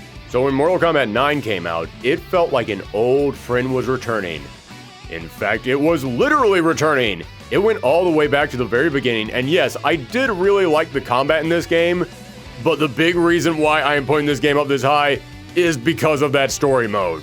Don't get me wrong, if I had to judge this story mode objectively, looking at things like the plot and the dialogue and everything else that makes up a, story, yeah, I have to admit, it ain't great. But judging it as a massive trip down memory lane, hell yeah, it was perfect. It took the story of the first 3 games and then merged them all together in a way that made me appreciate this overarching narrative in a brand new way. But it wasn't just, hey, here's that thing that you read about in the booklet before and saw in characters' endings, but now we put it into a story format. No, the moment that things actually started to get screwed up, they started to change the story and the timeline began to go down a dark path, I suddenly perked up and was shocked. I couldn't believe they were doing something this bold with this series. Plus, we have to acknowledge the reason why everyone was blown away by this story mode was because this is not how story modes used to be. This story mode changed the landscape of single-player content in fighting games for years to come. Number 57, King of Fighters 2002 Unlimited Match. Okay, confession time. When it comes to King of Fighters, I'm not the biggest fan of the Dream matches. Yes, I know they have some of the best gameplay in the entire series, but as you can probably tell from that last entry, I really like the stories and plots of fighting games. I like those arcade endings. And with King of Fighters, I love the team format and the character interactions that leads to. And the Dream matches don't have that. But with KOF 2002 Unlimited Match, I didn't care. This combat is some of the best in the entire series. The roster is gigantic, and the stages, these are some of the best stages in not just KOF, but in any fighting game ever. If you are an SNK fan, you are in heaven with these stages. Every single inch of them is loaded with pure love for these characters and this company. Number 56, Injustice 2. Yeah, I know. Injustice 2 bad, too zonery, it's just projectiles. I know, I've heard it, I don't care, I like it. I've mentioned before that I'm a big Marvel fan, but I also like DC too. And as a DC fan, this roster is full of a bunch of great pulls. I mean, I get to play as Swamp Thing in a fighting game. I never thought that would happen. Alan Moore must be ecstatic about that. Side note, please stop asking Alan Moore about DC Comics. That man has suffered enough. Leave that poor man alone. Plus, complain all you want about the gameplay. I had a ton of fun with Blue Beetle. That guy had some really fun combos. And the story was great. I mentioned that Mortal Kombat 9 story was good for the time, but now that I look back at it, I think, yeah, that was some pretty weak writing. Injustice 2, on the other hand, is still really good. That final moment between Superman and Batman is one of my favorite moments from any fighting game story. And you know what? I'll say it. I even enjoyed the gear. That's right. I'm part of the problem. I was glad to grind and get all kinds of customizables in this game. After this, with Mortal Kombat 11 and MK1, I think NetherRealm went insane with the grind for these unlockables. Those games are just insulting with the way that they did it. But in this game, there were a lot of cool armors that you could get for your characters, and it wasn't that hard to get them. Well, okay, it was hard because it was all random, and yes, that is complete BS. However, in so many other games that have tried unlockable systems like this, I will play for an hour and get like one random item. In this game, I would play for an hour and I would get like 20 random items. Still sucks that it's random, but I can't lie, that's a pretty decent amount of items to get within an hour, and it did make me want to keep playing. Number 55, Samurai Showdown 2019. Sam Show 2019 did exactly what it was supposed to do. It brought back Sam Show. Listen, you all know me by now. I constantly talk about how many fighting game series are dead and how many of them I want to see return, and Sam Show, like so many other SNK titles at the time, was flatlining. It was gone. So when this game was announced, literally all it had to do was just be good. And that's all we needed. But it wasn't just good, it was great. The graphics and presentation were a next level for SNK, the brand new characters were amazing additions to this roster, and more importantly, It was Sam Show. Sam Show is a very slow, footsie-heavy game that doesn't focus on big, long combos, but instead on finding that one opening to do major damage in single deadly strikes. And there's no other mainstream fighting game out there like that. So when this game came back, instead of trying to change itself to keep up with the times and match the competition, it said, no, we're Sam Show, and we're just going to make the best damn Sam Show that we can. And that's exactly what they did. Number 54, Super Smash Bros. Brawl. I know this is considered by most people to be the bad Smash Bros, and while I do not think the gameplay in here is bad, yeah, okay, they did add the random tripping and falling, which might be the worst idea for gameplay, not just in a fighting game, but in any genre. Who has ever played a game and said, you know what this game needs? More characters randomly falling on their ass for no reason. But I still had fun with the combat, because even a bad Smash Bros. Is still a pretty decent platform fighter. But let's be real, none of that matters because the gameplay is not why it's on the list. No, it's on here because of Subspace Emissary. Of course it's on here because of Subspace Emissary. I don't even need to explain that. You all knew that's why it was on here the moment you saw its name pop up. To this day, this remains one of the best story modes in any crossover game ever.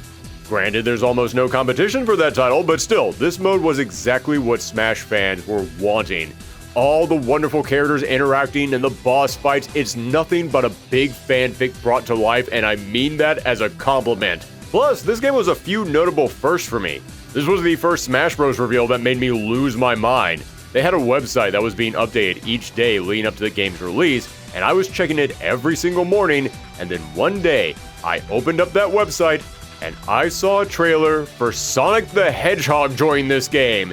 And that might have been the biggest what the fudge moment I had ever had over a video game up to that point in my life. I grew up back in the day when Sonic and Mario were rivals, and now Sonic was going to be in the Nintendo fighting game. Also, this was the first fighting game that I ever played online. Yeah, I had just moved to New York, hundreds of miles away from home, and I was missing my friends.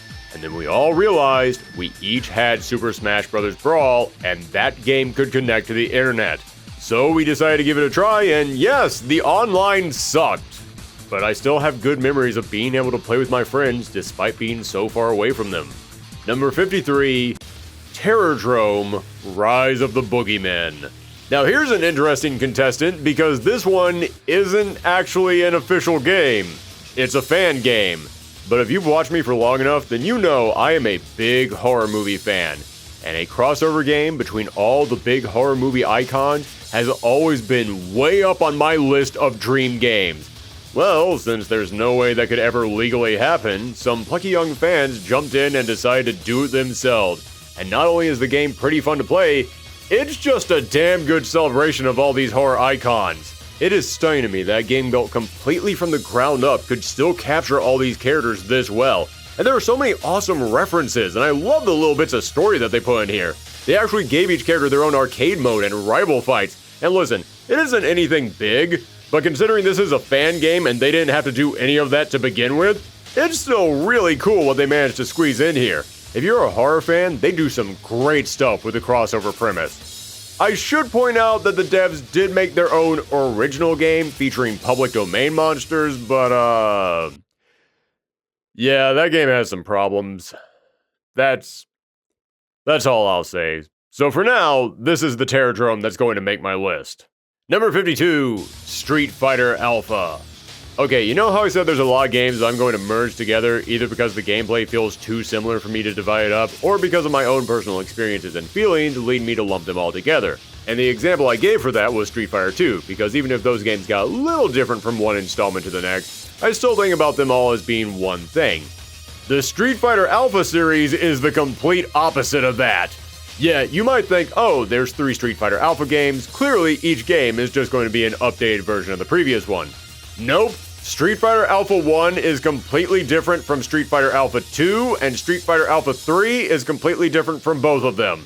There is no way I can merge all those games together. Each one stands out as its own individual achievement, and they each play completely different from one another. So right now we're only talking about Street Fighter Alpha 1, but believe me, you will be seeing the other games later. But with this first installment, I loved all the changes to the gameplay. It was more aggressive. Having a Street Fighter where you could air block or do target combos like in Darkstalkers was so cool. And the art style was perfect. This, to me, to this day, is still what I picture in my head when I think, what does Street Fighter look like? But as much as I love this game, it was all uphill from here for the Alpha series. Number 51, Tatsunoko vs. Capcom. Okay, right up here at the top, I gotta admit, I know nothing about Tatsunoko. I'm aware of some of the properties, but I don't think I've ever seen a single episode of any of these shows. But I do know about Marvel vs. Capcom, and around 2010, we were starving for a new installment of this series. So when Tatsunoko vs. Capcom got announced, I said, you know what? Close enough, and I decided to check it out. And what I found was a game with a combat so good, people have argued it might even be the best in the Versus series. It felt like what I loved from the previous Versus games, but it was so much more accessible, so much easier to dive into and start learning. And the roster? Listen, it's weird, but as I have said before, I love installments in long-running franchises that say, this is going to be the weird one. This is where we just get nutty with the roster. And yeah, I can't really speak too much about the Tatsunoko side, but the Capcom side? You got Mega Man Volnut, Alex from Street Fighter, Soki from Onimusha, Batsu from my beloved rival schools, and a character from an old arcade quiz game. These are characters who had never appeared before and will probably never appear again in a Versus game, and that will always make this game special to me. Number 50.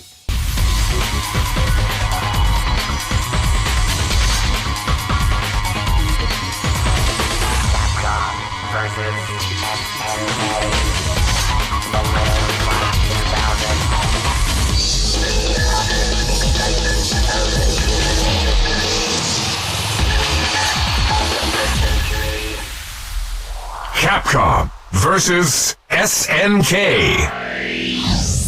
This is another one of those games that would probably be way higher if I'd gotten into it when the game first came out.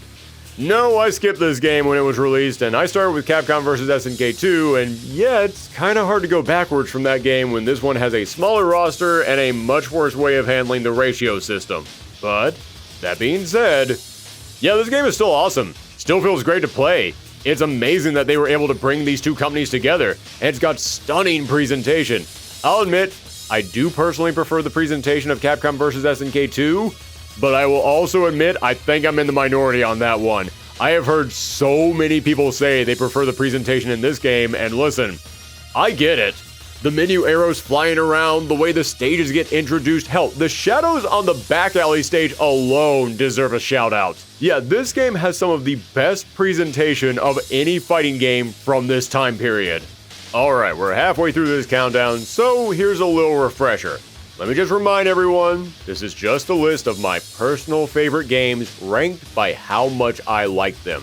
It is in no way a judgment call of the quality of the games themselves. So with that in mind, at number 49, which I would like to remind everyone is still very good, Street Fighter 3 Third Strike. Yes, this game is considered by many people to be the greatest fighting game of all time, and I can totally see why. We went into it in our Street Fighter retrospective, I don't need to lay it all out for you guys again, but if you say that this is the best fighting game of all time, yeah, there is totally an argument to be made for that. But when this game came out, I was playing about a dozen other games at the time, and I wasn't exactly a fan of the original Street Fighter 3, so I skipped this game for years. I never even touched this thing until after Street Fighter 4 came out. But even when I did finally get into it, I quickly realized, oh, this is a game that I'm only going to really enjoy if I spend a metric ton of time trying to learn it. There are some games out there that are easy to learn but impossible to master. This game is just impossible to master. However, even with all that being said, this game still feels really good. The mobility in this game is great. Moving back and forth as you and your opponent read each other and making those quick decisions is something that this game excels at. And when you do land those last-minute parries, it's one of the best feelings in any fighting game ever. Plus, even though I never really put a ton of time into this game, you don't have to play a game to like it. You can just enjoy watching it. And even though this is coming in at the halfway point on this list, Third Strike is easily one of the best fighting games to watch. When you watch high-level Third Strike footage, you can see the personality of the players in every single movement. You feel every single decision, and you know that you are about to witness something that you have never seen before. Unless, of course, you're watching a match with Chun-Li, Ken, or Yoon. Yeah, this game is also pretty unbalanced, I have to admit that. Number 48, Skullgirls.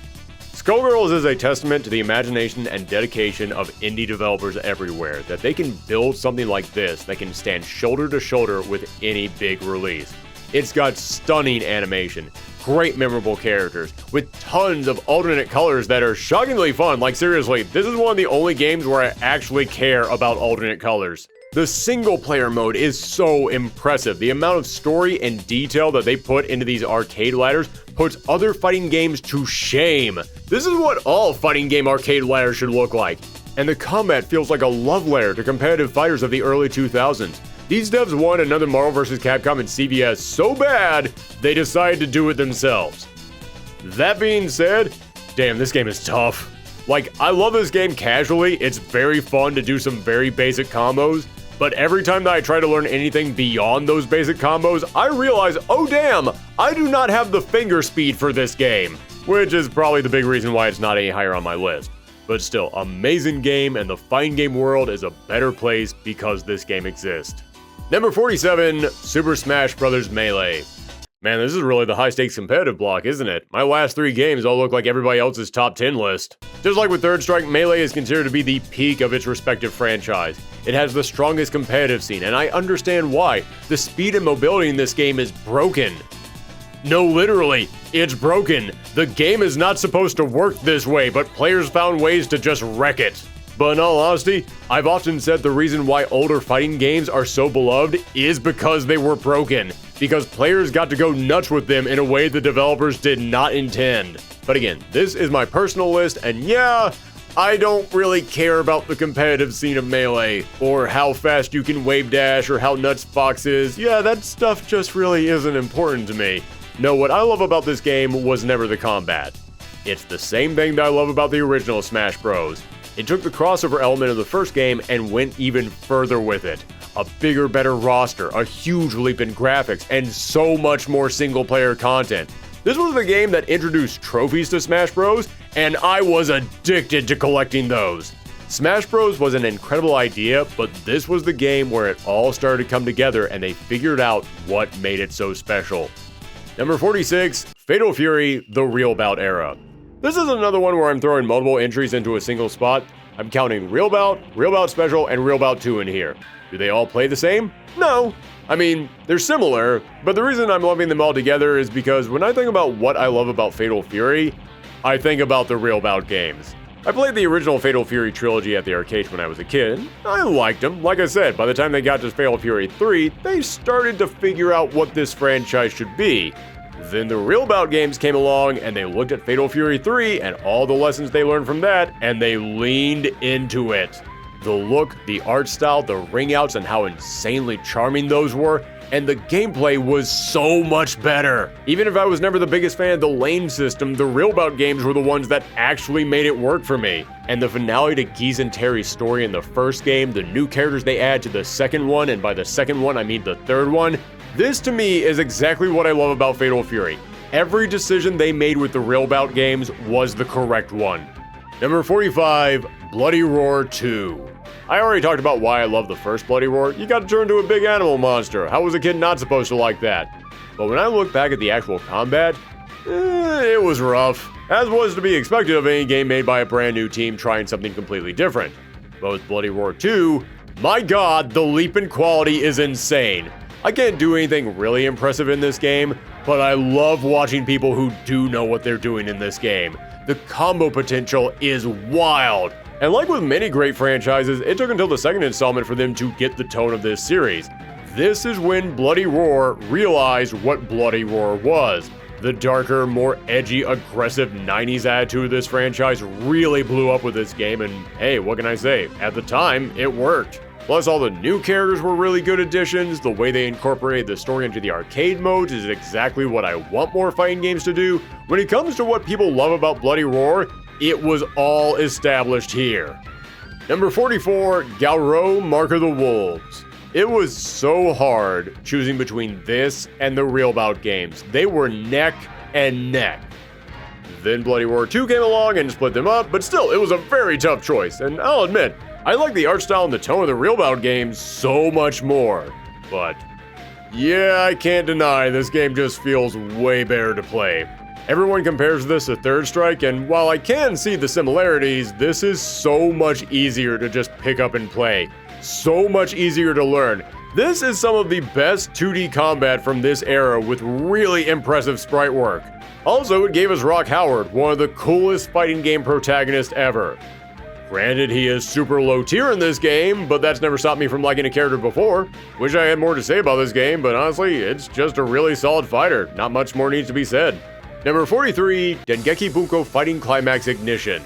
And the winner of the game I love to say the name of the most, Dengeki Bunko Fighting Climax Ignition is a crossover game between various light novels from Dengeki Bunko, and prepare to be shocked, I don't know anything about that at all. But what I do know is this game was made by French Bread, and I freaking love French Bread games. I already praised them with the Melty Blood titles, but these guys know how to make mobility feel good, and they did in spades in this game.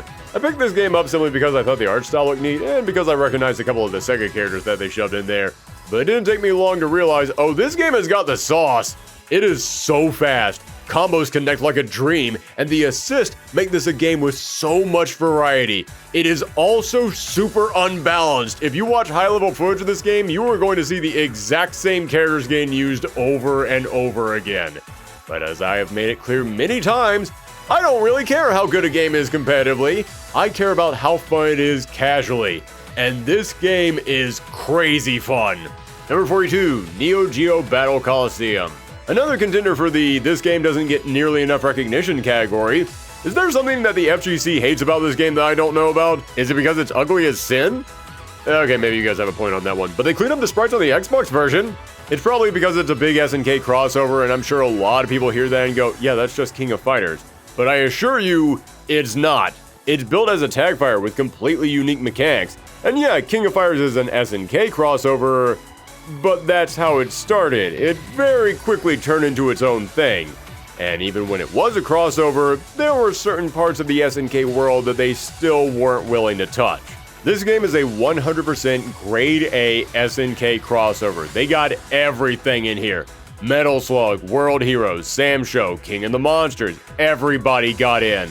And they do so much with the crossover elements. Certain characters gain specific supers together or secret fights against the final bosses of multiple different SNK franchises. Like I said, the fact that this thing isn't played more makes me think there's gotta be something that the FGC doesn't like about this game. But if you're just an SNK fan, this is the crossover that company deserves. Number 41, Last Blade 2. As I brought up several times, I didn't touch hardly any SNK games outside of Fatal Fury and a little Sam Show when I was a kid, so I discovered Last Blade late in life. Shout out to the Super Couch Fires episode of Run It Back for introducing me to it. And this is another one of those games where the moment that I put my hands on, it just felt special. It had elements of Sam Show, the weapon-based fighting, the parry mechanic, but was much quicker and more aggressive. It had variety in the supers that let you focus on speed or power. Every character felt so different from each other. The art style of the game is great. I love that SNK already had a feudal Japan era sword fighting game, and they still found a way to make another one that was completely its own thing. And even though this game moves so much quicker than Samurai Showdown, it still got that same level of tension that I really enjoyed in those games. It has that great back and forth in combat that makes you nervous about what your opponent could do next. Listen, I started playing this game like 20 years after it came out, and almost every other fighting game that I played that's that old, I just play for fun. I just play because it's nice to hit buttons. Last Blade 2 is one of the few old fighting games that I played and I said, oh, I actually want to learn this. I don't want to just hit buttons, I actually want to know what I'm doing in this game. Number 40.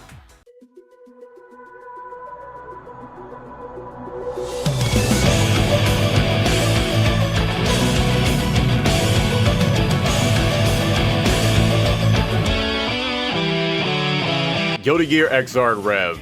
I have been all over the place on this list with this game. Pretty much every game on here has gone up and down a handful of times, but none more than this. And the reason why is because this game is great. Nobody is going to argue that it isn't. I mean, hell, it's in the top 50 on this list. You know I think it's great. Incredibly fast gameplay, combos connect together so well, gorgeous graphics that we didn't think were possible, instant kills that will never be topped in any game. Seriously, these are some of the best super moves ever. And I freaking love this roster. This might be the best roster in any Guilty Gear. But more importantly, the whole Xrd series represents something important. I loved Guilty Gear, and I thought this series was dead. It had been gone for so long. So when Xrd Sign was announced, I lost my mind. I felt like a golden era of fighting games was finally back. But, yeah, I actually didn't play a ton of this game. Don't get me wrong, I played it enough that I feel confident in putting it on this list. It's not like I picked it up once and said, yeah, that's it, I get the gist of it. No, I've definitely put some hours into it, but not nearly as many as I have with the games that are higher on this list. I don't know, I think when the first version of this game, Xrd Sign, came out, I just thought was okay. So when Xrd Rev came out, I didn't even check it out until years later. And at that point, I did really enjoy what I was playing, but the online scene was pretty much dead at that point, and there were only so many times that I could go through that arcade mode. So yeah, it's a great game, I just kinda missed the window to get into it any deeper. Number 39, Ultimate Mortal Kombat 3. Already told y'all I grew up loving Mortal Kombat, and this was the height of that early arcade era MK games. It essentially just said, hey, what do you like about Mortal Kombat? Let's throw all of that in here. So many characters, so many stages, quicker, more aggressive combat, the finishing moves were bigger and crazier than ever. There was this insane sense of humor to it that helped to establish the tone of this era of games. The characters were so bright and colorful and had designs that instantly stuck in your mind. I was obsessed with this game when I was a kid. I have very vivid memories of carrying a magazine around with me that had all the moves in there, and I kept that in my book bag at all times, just in case I found an Ultimate MK machine somewhere. I even took that magazine on vacations with me, which paid off big time because I do remember finding random arcades at the beach when I was a kid that had this game in there, and I would pull that magazine out like it was a survival guide in the woods. It's a weird memory, but it just reminds me of how much I used to love this game. Don't get me wrong, I like a lot of the modern MK games too, but there is a big part of me that really misses this era. Number 38, BlazBlue Cross Tag Battle. Another game to file away under Everyone Hates It But I Don't Care, It's My List and I Like It. BlazBlue Cross Tag Battle hits a lot of notes for me. The mechanics are a lot to deal with, I will admit that. I've heard many people say this game is too chaotic, and you know what, they might have a point. But once I got used to it, it felt like a completely new original thing that was aggressive and fast in the exact way that I liked. This thing got its claws into me and I was all over it for months. Even got the Platinum trophy in it. And I will fully admit, the online in this game is not good. The connections are not stable, the lobbies weren't all that great, and I don't even remember if it had a proper rank match mode. But I'm bringing that up because even with that bad online, I was still playing this thing every single day for a very extended period of time. But also, I just love what a weird concept this is. It's a crossover game that crosses over whatever they could get their hands on. BlazBlue, Under Night, Persona, Ruby, and then a ton of random titles in the DLC. This is as close as we're ever going to get to an officially licensed Mugen, and that's a concept I want to happen. Honestly, this whole thing just feels like a big bag of candy turned into a fighting game. Like everyone at Arc System Works just got a sugar rush and said, screw it, let's just have fun with this thing, and I love that it has that feeling. Number 37.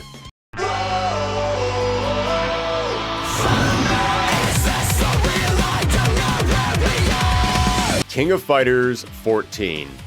I love King of Fighters, you all know that. I spent a whole year doing a massive retrospective on. Hell, that's one of the things that made this channel blow up in the first place. And as I mentioned in that retrospective, this was the first KOF game that I ever played, and I fell in love instantly.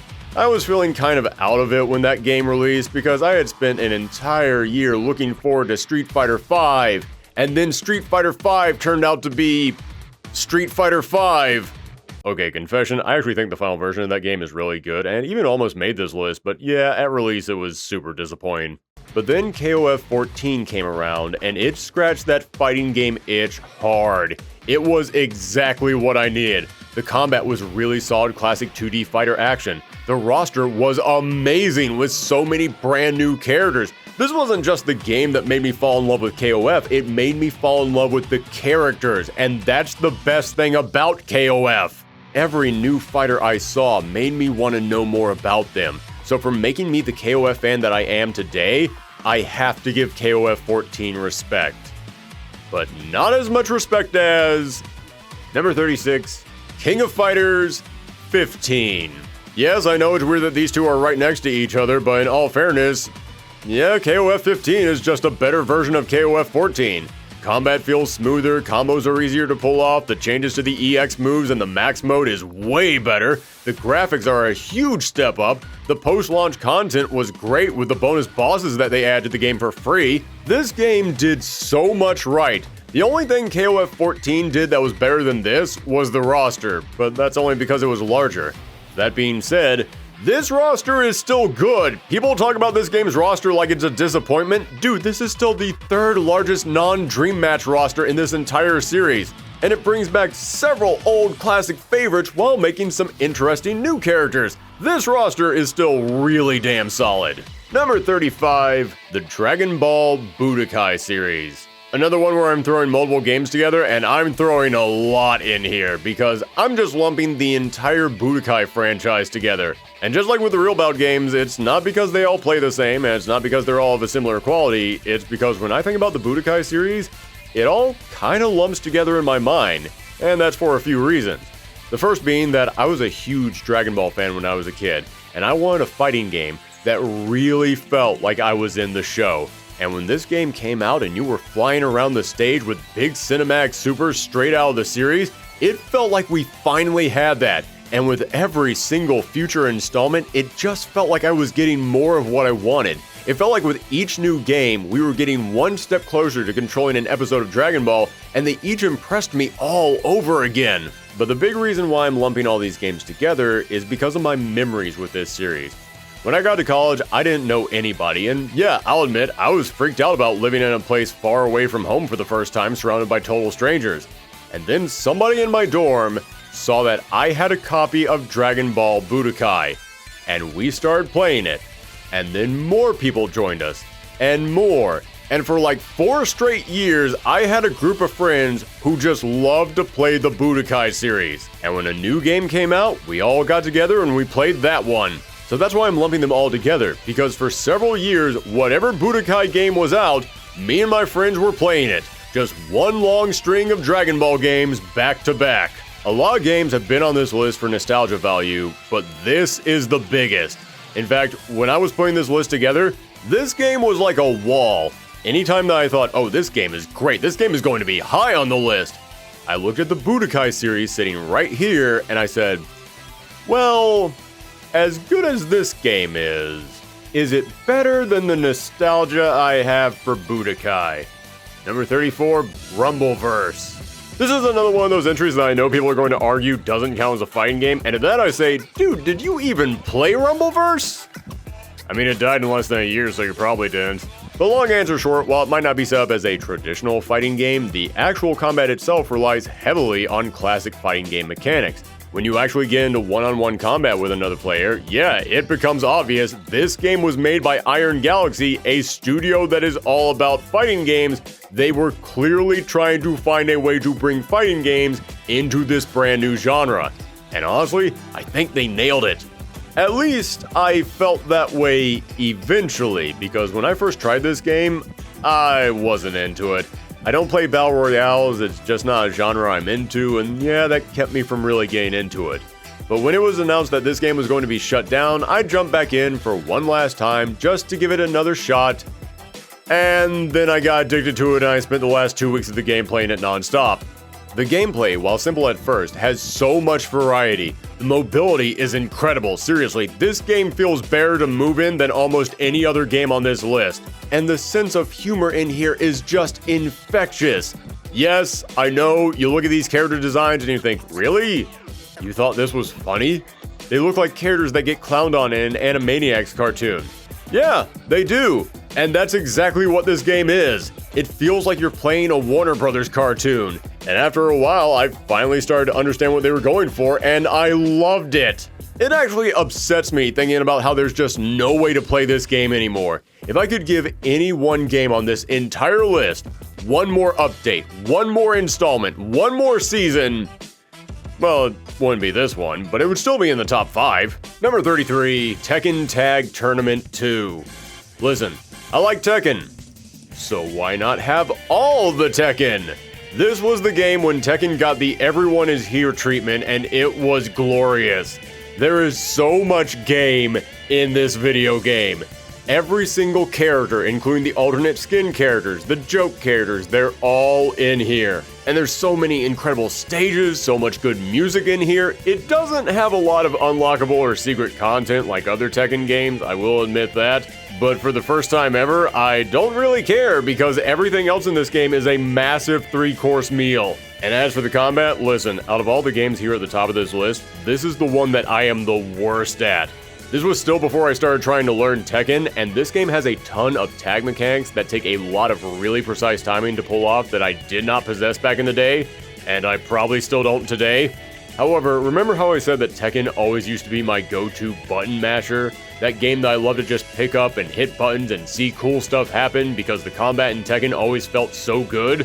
Well, you give me a roster of this many characters that looked this good and everyone felt so cool to play, and I didn't care if I didn't know what I was doing back then. I love just going through this entire roster and checking everyone out. Listen, I like Tekken. And this was the game that said, well, then how about you have all the Tekken you could ever ask for? Number 32, Bloody Roar Primal Fury. Already talked about why I love the Bloody Roar franchise, don't need to go over it again, but Primal Fury, this game right here, this is the best in the series.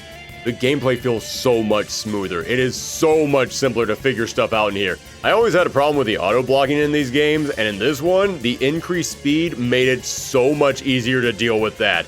The stages are hands down the best looking in this entire series. Like, as much as I enjoy the first 2 Bloody Roars, I barely remember those stages, but these ones are permanently engraved in my mind. Also, easily the best soundtrack in the whole series. The Freeway stage is one of my favorite tracks from any fighting game. It's also the only Bloody Roar to actually have good English dubbing, something that I greatly appreciated when I was going back through that series for the retrospective. And it even includes all the crazy bonus mods from the earlier games. If there is one Bloody Roar that needs a re-release, one that deserves to get eyes on it again so that way people can once again play it, it is hands down this one, and it's not even close. Number 31.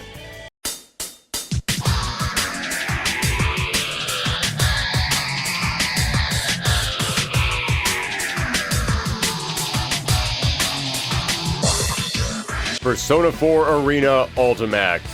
This game had the big high-flying quick action that I love from Arc System Works games, the same gorgeous sprite work that I would expect from that company, but let's be real, this game got up this high because I freaking love Persona. Yeah, I got into this franchise with the 3rd installment, loved it, and 4 and 5 just got better for me. This is my favorite RPG series. So seeing one of my favorite fighting game developers tackle one of my favorite video game franchises ever was a dream come true. And it boggles my mind thinking about how they actually took the countless weird mechanics of the Persona series and found a way to interpret them into a fighting game. I mean, hell, this is a game where from the mere premise alone, you're going to be forced to turn all of your characters into semi-puppet fighters.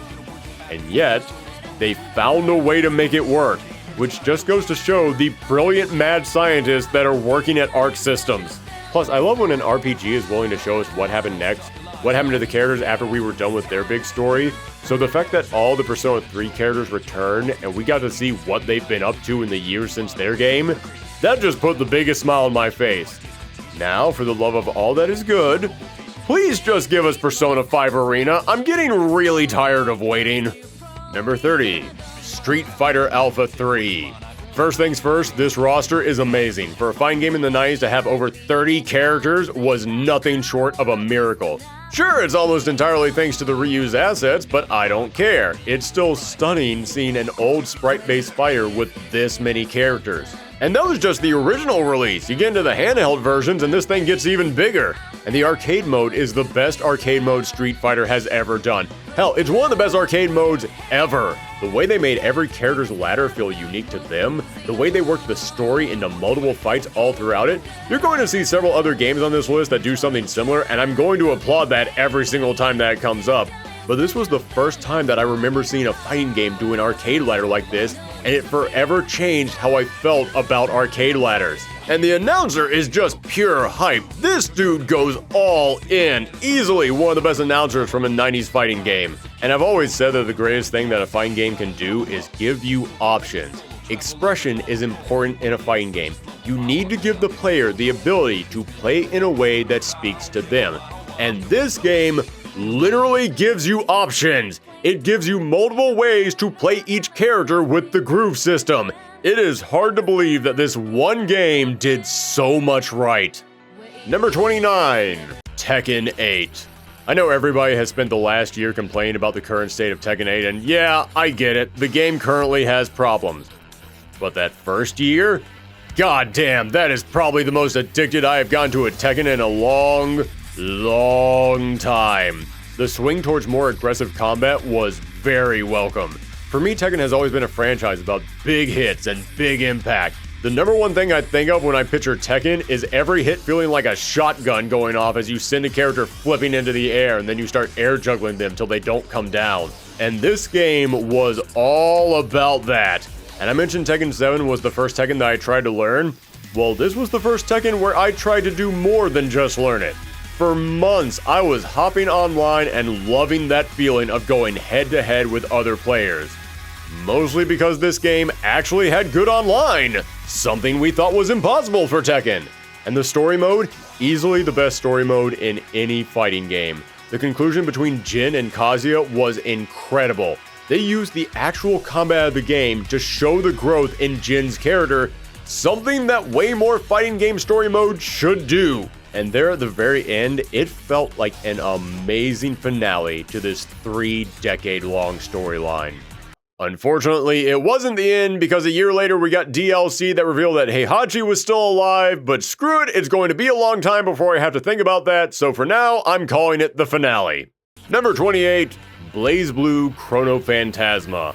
It was real hard not to merge Chrono Phantasma and Central Fiction together because, as I said, each installment of BlazBlue feels like an updated version of the last one. But in addition to each game having unique mechanics and new characters, they also each had unique story modes, arcade modes, and single-player content, so I couldn't help but divide them up. And when I was going through the BlazBlue retrospective, I remember playing the first 2 games and saying, hey, this is pretty fun, it's not bad. But the moment that I got to Chrono Phantasma, that was the moment everything froze, the camera pulled out, and I just said, oh crap, I get it now. I get why everyone loves this series. The leap in gameplay from the first game to the second game was good, but the leap from the second to the third was gigantic. This was now reaching a point of greatness.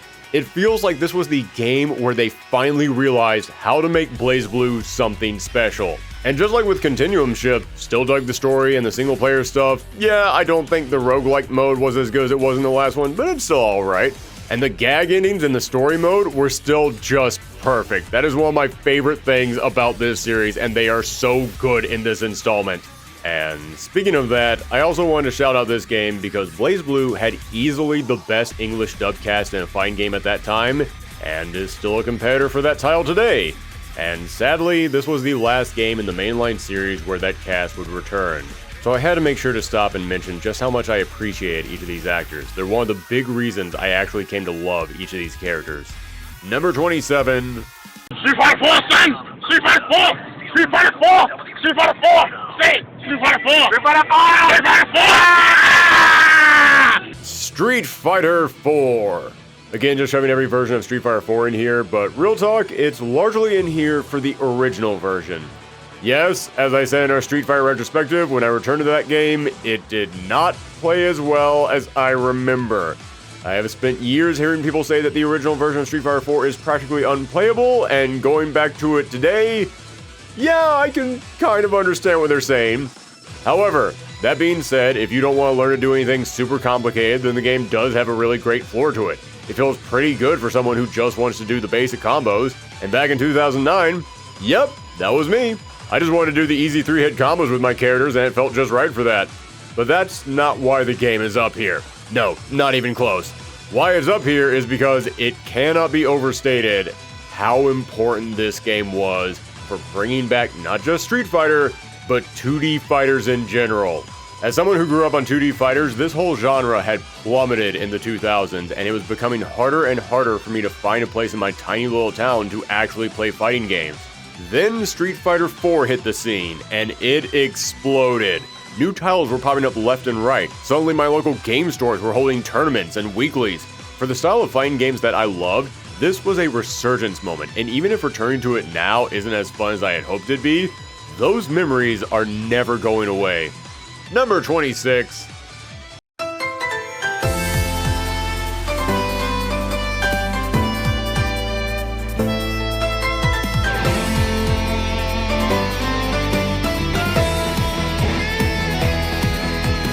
The Under Night in Birth series. I'm including every version of Under Night in this spot because I think even the most diehard Under Night fans will tell you each version of Under Night is pretty much just an update to the existing game, but hey, if it ain't broke, don't fix it, just update it. So one of my favorite things from back in the arcade era was how I could just walk into one and I would see something there that I had never even heard about, and it would become a brand new obsession of mine. And Under Night is probably the last game I got that feeling from.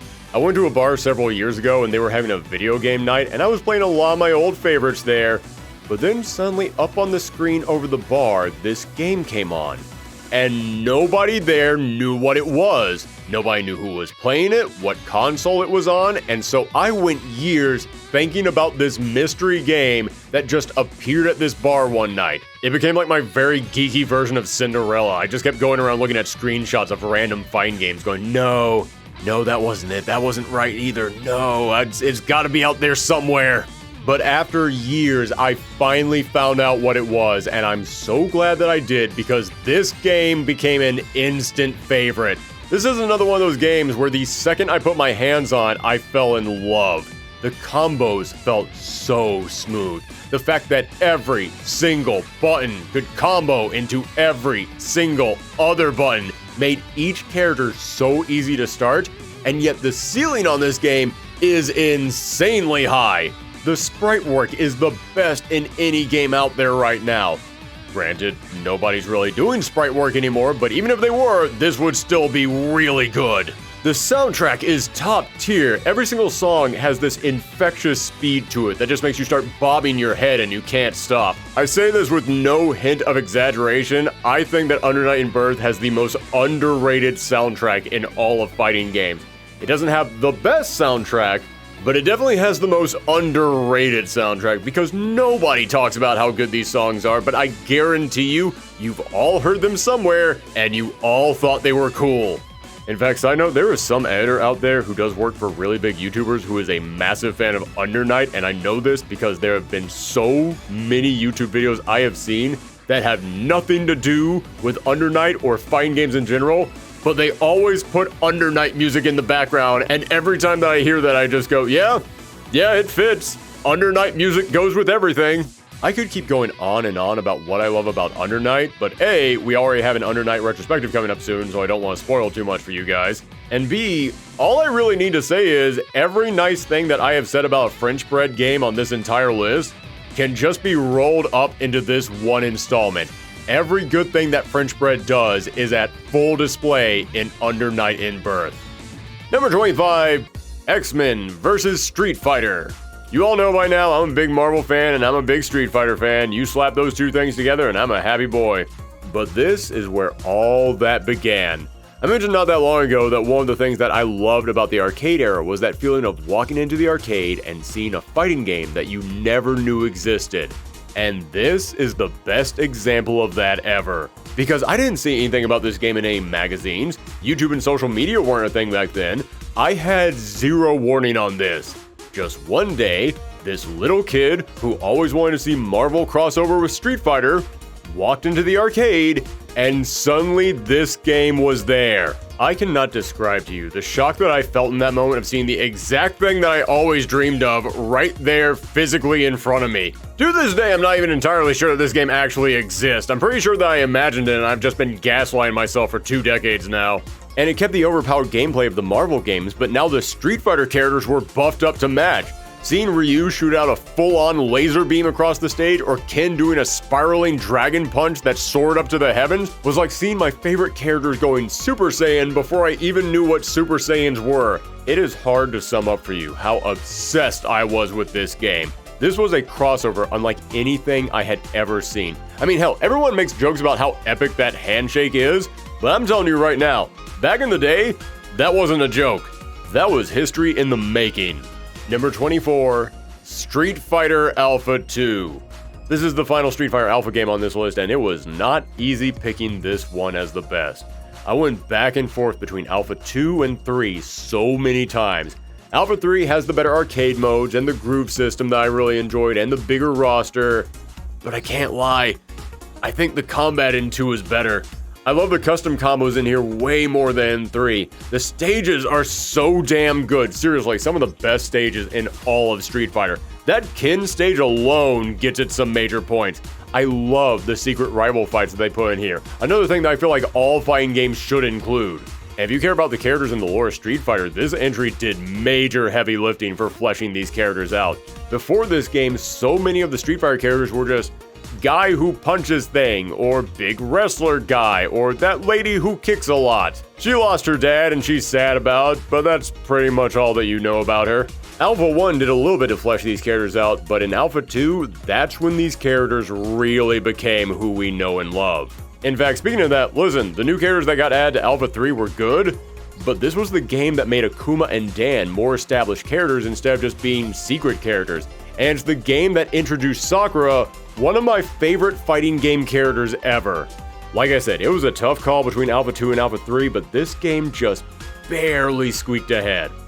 Number 23, Mortal Kombat X. Been a lot of Mortal Kombats on this list, but this is the top. And the weird thing is, there's so many things about this game that I don't like. The story mode this time is very meh, easily my least favorite of this era of MK games. The new characters were all kind of meh. I didn't hate the combat kids like some people did, but I didn't really care about them either. But even the characters that everyone else liked, like Kotal Khan and Devora, just didn't do it for me. Hell, I don't even remember the name of the cowboy guy, and everyone loved the cowboy guy. And the art style is the worst in the entire series outside of the first Mortal Kombat. This is a franchise that always had big bombastic colors, and now everything was going for realism and grays and muddy browns. It's the worst of that PS3, Xbox 360 era aesthetics. Except that it didn't even come out in that era. It came out on the next generation of consoles, so it already felt outdated from the start. So then why? Oh, why is it this high on the list? That is 100% because of the combat. My god, this is easily the best combat in all of Mortal Kombat. In fact, you might have noticed I've said a lot about the other Mortal Kombat games on here, but I haven't said a ton about the actual gameplay. I've mentioned it, but I've not gone into a lot of details. Yeah, I like the way that Mortal Kombat plays, but it was never my favorite. It wasn't the big thing that brought me to the game. But in here, it's far more aggressive, like UMK3, which did have my favorite combat of the earlier games. It all feels faster, and I don't just mean the mobility of your characters, it feels like the input timing is shorter, letting me react on the fly to what's happening. And the run cancels? Oh my god. I know that everyone has already said this to death, and if you're a big Mortal Kombat fan, you're probably sick of hearing it. But I love the run cancels. It is shocking to me they do not just keep bringing this back. It made learning combos so fun. This is the only Mortal Kombat where I actually wanted to go into the lab and try and figure stuff out. And the brutalities were a brilliant addition to the game. Because yeah, it's fun to end a match with a fatality, but after a while, you just think, okay, yeah, I've already seen this thing. Can we just move this along already? You're dragging things out. Boom, brutalities were the perfect answer to that. All the violence, none of the waiting. And the character variations? Damn, this spoiled me. Other fighting games were ruined for me after this because why is this not just a thing in all Mortal Kombat games? I said I love fighting games where the players can express themselves and play the characters in the way that speaks to them. That is exactly what this is. Giving each character 3 different ways to play them is genius. And then we come to the DLC. Listen, I know by now everyone is sick of the guest characters in Mortal Kombat, especially guest characters from 40-year-old movies. I understand, but these were the perfect guest characters. Jason Voorhees, Predator, Alien, not so much Leatherface, he's fine I guess. But those other three were born to be Mortal Kombat characters, and this game did an amazing job bringing them to life. And as a big horror movie fan, you know I lost my mind at that. We put Terrordrome on this list because even a fan game that brought all these characters together was enough to get me excited. Seeing it happen in an officially licensed big budget AAA fighting game, I still cannot believe that we got lucky enough to see that happen. Number 22.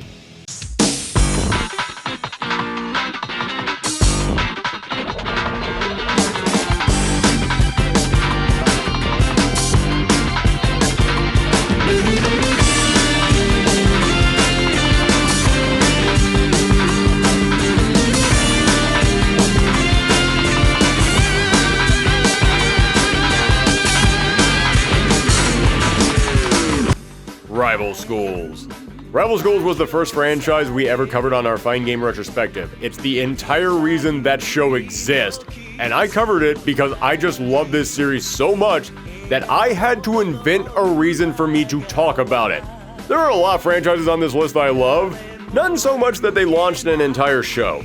The gameplay was so unique. It was a 3D fighter, but it was still fast with high-flying jumps and air combos like something you'd expect out of an anime fighter. The characters were so insanely memorable. These designs are incredible and their personalities are big and bombastic. It introduced us to Akira Kazama, who's easily one of my top 5 favorite fighting game characters ever. And as I said in that retrospective, when I was a kid, I dreamed of a fighting game starring other kids. Something set in a school, the place that I was most familiar with, and would use all these locations and themes and all the types of people that you would meet in a school, but give them the big crazy fighting game makeover. And then Capcom showed up and said, hey, here's literally the exact thing that you always wanted. Between this and X-Men vs. Street Fighter, this really was the time period where Capcom was just reading my mind and making games based off that. Number 21, Power Stone. What else can I say about Power Stone other than the fact that it's the game that got me to buy a Dreamcast? No, seriously, I had no idea what a Dreamcast was until I walked into a store, they were taking pre-orders for them, and the game they were showing off was Power Stone. And I had never seen anything like this. The graphics were amazing, it was so bright and colorful, and then I got to actually play it, and it was this completely unique experience. An arena fighter where you could jump off walls, do flying, homing dive kicks, pick up dozens of different weapons and props, and the movement was incredible! It felt so good jumping all over the place. And then of course there were the Power Stones themselves that let you take these really fun Saturday morning cartoon looking characters and have them go through a magical transformation that lets you just dominate the entire screen. This game was just flat out fun. You keep hearing people talk about the competitive crowds and the casual audiences, but this really felt like one of those games that everyone could just come together and enjoy on the same level. It was the pure embodiment of a good time. Number 20, Tekken 3.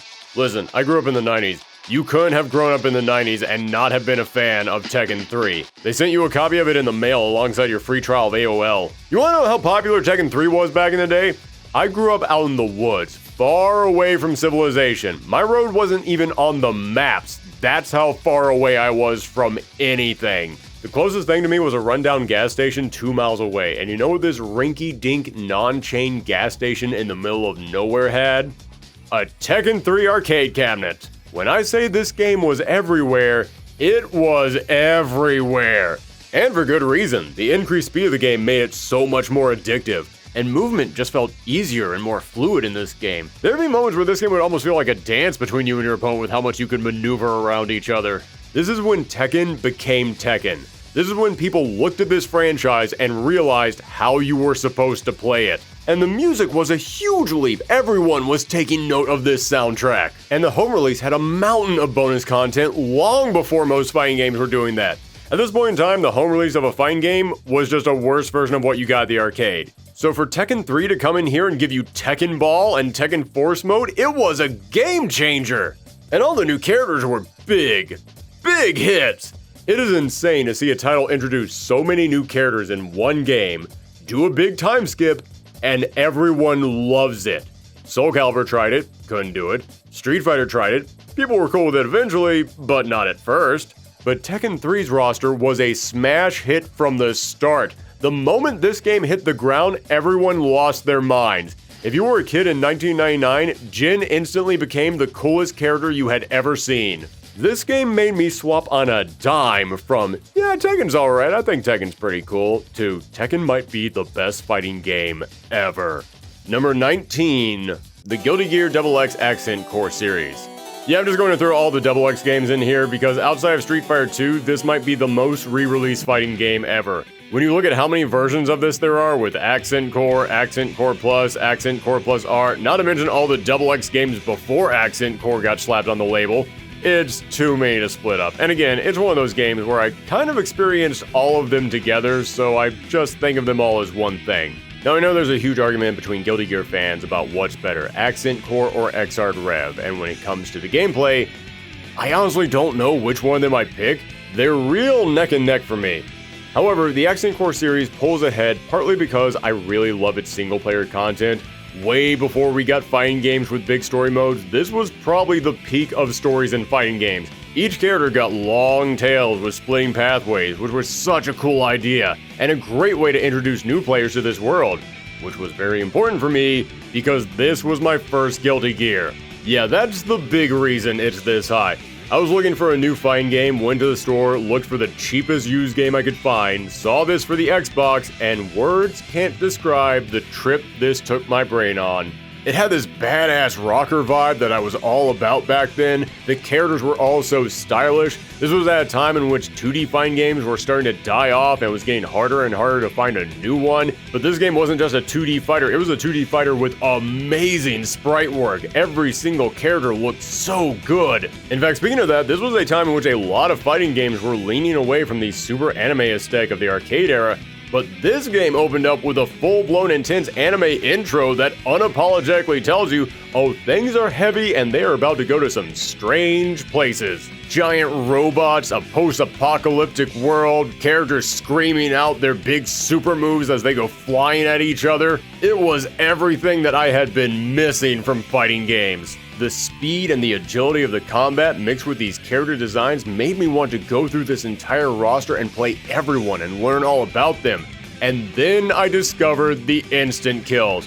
Oh my god, I went through this entire roster trying to land them all in combat because this was such a crazy new idea. When I first found this game, I used to bring people over to my place just so I could introduce them to it. And I would show them this game the same way that you would show someone that secret vinyl that you found in the back of a record shop that nobody knows about. Like, oh, you want to hear something cool? Well then listen to this. And you know something? I think that's exactly how Daisuke Ishiwatari would want you to introduce this game to your friends. Number 18.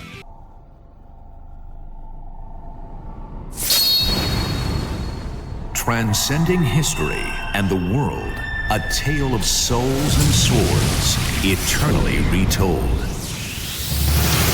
Soul Calibur 2.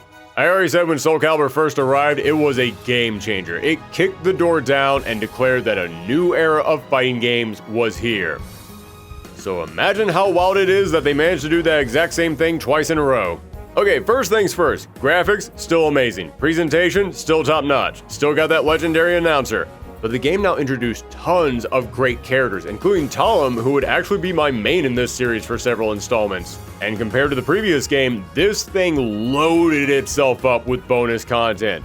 The extra weapons you could unlock, Conquest and Weapon Master mode both had me hooked for hours and hours. But let's be real.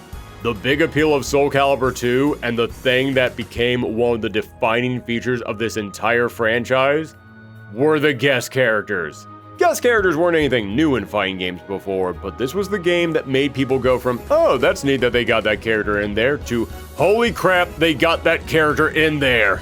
And the wild thing is, it had 3 guest characters, 1 for each console, which, okay, yes, now that I'm an adult and I'm looking back at it, I realize, oh wow, that's actually pretty sleazy. You're basically forcing people to buy multiple copies of the game. But at the time, when everybody was still hyped up on the whole console wars debate, I thought it was awesome. That's right, I was stupid when I was a teenager. We all were. Plus, the previous Soul Calibur was the first game to make me think, oh wow, this is just as good as the arcades. I don't need to go to the arcades to get this level of gameplay and graphics. But when Soul Calibur 2 came out, the arcade scene was kinda dead. So the fact that this game not only included a ton of single-player content, but also include characters who were specific to each console, it was kinda cool. It made a lot of us think, oh wow, maybe the consoles really are where it's going to be at for fighting games from now on. You had Heihachi from Tekken, Spawn, which I assure you in the early 2000s actually was kind of a big deal, and then on the Nintendo GameCube, you had Link from Legend of Zelda. And you better believe that's the version I got. Still to this day, I cannot believe that Nintendo let someone else just put Link in one of their fighting games. And this game also gets points for nostalgia for me because when I got to college, my friends and I were hooked on this game. We were playing it every single week, which is another reason why I love Link, because I had a friend who played Nightmare all the time and he loved to keep all of us out with that giant sword of his, so the moment I realized Link could outzone him with his bow and arrow, oh, that was a game changer. That might be the closest I've ever come to main a zoner. So yeah, we can criticize the guest characters all we want, but again, this is my list and nostalgia is playing a large factor in it, and those memories of playing Soul Calibur 2 with my friends, you better believe that makes this my favorite Soul Calibur. Number 17. Capcom presents Marvel vs. Capcom! I don't know how many more times I can say this, but I like Capcom, I like Marvel, but I loved X-Men vs. Street Fighter and Marvel Superheroes vs. Street Fighter, so seeing this game now expand to being the entire Capcom universe was huge, especially because I didn't even recognize some of these characters. I had no idea who Jin or Captain Commando was, but they and every other character were brought to life so well that I instantly loved them. And speaking for the Marvel side, we only got one new character.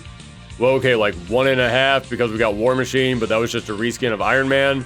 But we only got one fully new character, and it was Venom.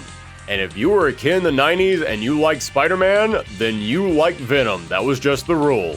And they did an incredible job of bringing him to life. He wasn't just a Spider-Man reskin, which is what you would expect most people to do. They understood the character and they gave him a ton of crazy symbiote moves, and I loved playing as Venom in this game. But from there, the stages were amazing. So many locations from both companies really making this feel like a clashing of worlds. And the final boss was Onslaught. And again, as a kid who was reading the comics at the time, picking a boss who was brand new and the current big focus of a massive comic book crossover event hit all the right buttons for me. And we have to talk about the secret characters. Yes, this roster is small, but they put in here so many recolors of other characters to spice it up, and this is another one of those games where I have a vivid memory of me carrying around a magazine with all the secret character codes and being stunned when I discovered they were not an April Fool's joke. No, they were real. I'd be willing to say that these recolors are just as iconic to this series as some of the actual fighters themselves. Shadow Lady, Orange Hulk, Mecha Zangief, Roll, Ryu being able to transform into all the other Shotos. I love stuff like this. You know, just that feeling of, we couldn't put a lot in here, so we had to get really weird and creative with it. Just that raw ingenuity and can-do attitude. Stuff like that defined the early Marvel era for me. Number 16, Giga Bash. Out of all the games that are going to be in the top 20, I can pretty much guarantee nobody saw this coming. Although it shouldn't be that much of a surprise, I bring this game up a lot on this channel. Released in 2022, this is a kaiju-themed party fighter, and I do not think there is a single game on this list that has more charm. The studio behind this game is Passion Republic Games, and passion is the right word. You can feel the love that this team has for giant monster movies. Each of these characters feel fun and memorable while clearly being inspired by other legendary kaijus. The stages are loaded with interactables and breakable items and buildings, and yet each of them are completely different from each other. As for the combat, they nailed exactly what a kaiju-themed party fighter should feel like. You feel big and powerful thundering around, but also light and quick enough that you can really explore these stages. and the extra content is mind-blowing. This was the first game that this studio made for themselves, but they'd been at work for Hire Studio for several years working on big Sony games, and you can tell they were saving up their pennies from those games because they pumped money into this. There are so many alternate costumes, unlockable characters, story modes, and special challenges that put the major AAA fighting games to shame. Seriously, this little passion project by an indie team has more content than about half of all the major fighting games released in the last decade. This game is clean, simple fun, boiled down to its purest form. You put this game on, you're going to start smiling. Number 15.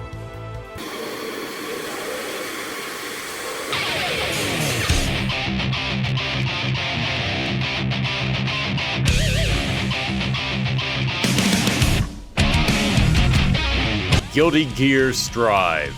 Okay, I know some people are going to say putting Strive as the best Guilty Gear game is a controversial choice, but again, this is my list of personal favorites, and when Strive dropped, it hit me like a Soul Bad Guy 5S in the gut.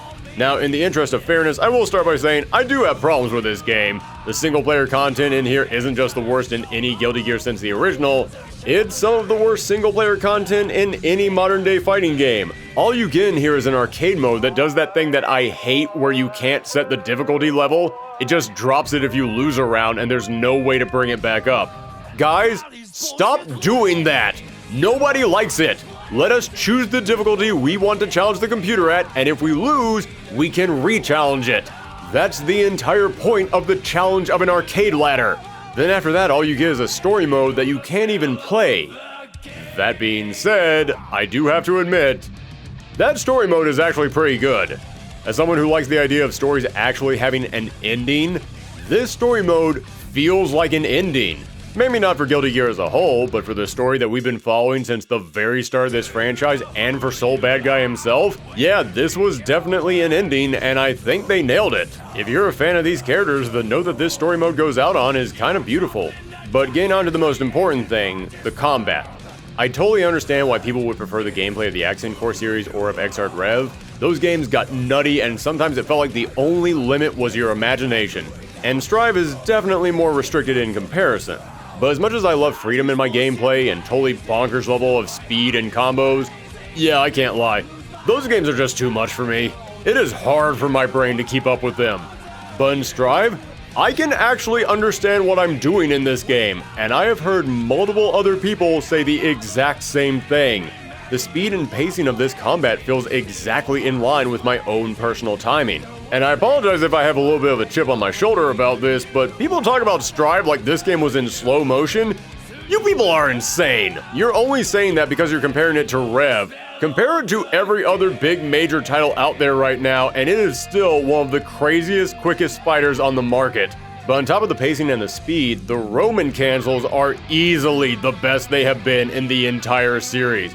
You get multiple different types of cancels for different situations, and you don't need lightning-fast reflexes to pull them off anymore, giving players like me way more freedom with them. It is so damn fun going into the lab and figuring out how to work the Roman cancels into a combo, especially when you mix in there all the different types of counters, and dear God, those counters. You need your fighting game to give you those cool moments. Those moments that make you feel like you just did something amazing. And when the screen zooms in for that big counter, you know you're about to punish your opponent like they have never been punished before. But all the great gameplay in the world doesn't mean much if you don't have a place to play.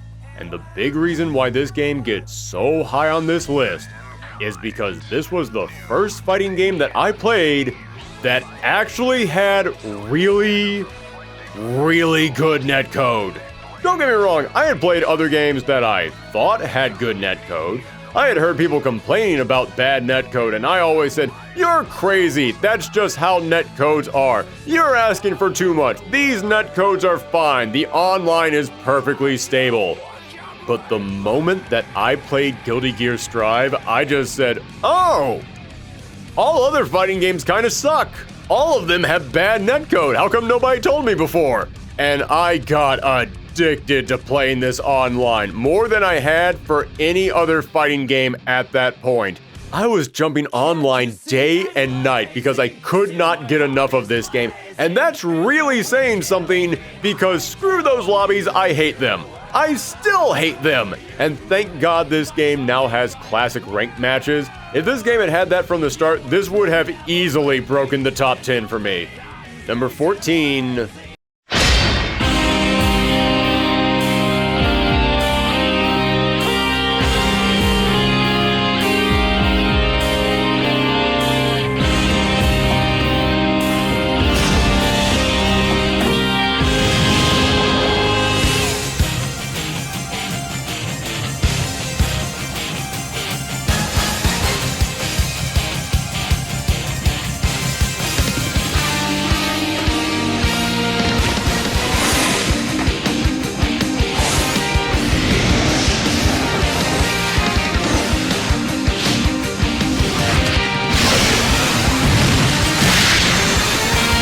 King of Fighters 13. Man, I really could not bring myself to put this one spot higher, could I? And here for me is the height of King of Fighters, and it's not just because of the presentation, although we should point out the presentation is through the roof. The soundtrack in here might be my favorite from the entire KOF series. When I was doing that KOF retrospective, I had this thing on in the background non-stop. And you all know how gorgeous this thing looks. I don't need to explain that to you. You have eyes. This isn't just the best looking King of Fighters. This is the best looking sprite work in any fighting game ever. And it's not just the characters, the stages. My God, the stages in here are godlike. Stop and look at how many details and moving parts are in these backgrounds. It is the peak of sprite-based artwork. There is more detail in the animations of some of the characters in the backgrounds of these stages than there are in the full movesets of characters in some of the games we have talked about today. And there's so many of them. To this day, I'm not even sure I've seen all the stages in this game. So I can't lie, the look of this game, the soundtrack, yeah, it bumps this thing up several spots. But what really gets it this high is this is easily my favorite combat in the entire KOF franchise. But what's surprising to me about that is that that's not how I felt when I first played it. No, for years I had heard this game was great, but when I checked it out, I came away going, yeah, it's good. You know, it's your standard 2D fighting game. Certainly feels like KOF alright. But when I had to go back to it for the KOF retrospective, and I actually had to sit down and spend time learning all the ins and outs, there came that moment when suddenly I just felt like it opened up to me. Like all of a sudden, I just found a whole new game inside of here. It had so much depth. I felt like there was just unlimited potential in this game. The mobility was perfect, best in the entire franchise. Running, jumping, all of it feels better than in probably any other game from this time period. And as I said, every fighting game needs that thing that makes you feel like you just did something cool. And there are few things in any fighting game that feel quite as good as canceling your super into your Neo Max move. This, like many other games in the top half of this list, are games that I didn't find and appreciate until after the competitive side of it kind of dried up, at least beyond the super top tier players who all knew exactly what they were doing. And it bums me out that there aren't hundreds of people playing this at all skill levels right now so that we could all just hop into this game and get a couple matches together. Number 13, BlazBlue Central Fiction. You know what I just said about KOF 13 and how I wish I had gotten into it when everyone was learning it and new to the game and there were hundreds of people online all playing it at the same time of all different skill levels? That goes double for Central Fiction. I played the first BlazBlue when it originally came out and I kind of fell off of it for various reasons, and then after that I just sort of watched BlazBlue from afar. But when I did that retrospective, this thing got its claws into me and I cannot tell you how hard I fell in love with this whole series. Each game was better than the last, all leading up to Central Fiction, which had so much amazing combo potential. Movement was incredible, and there was so much freedom and individuality with every character.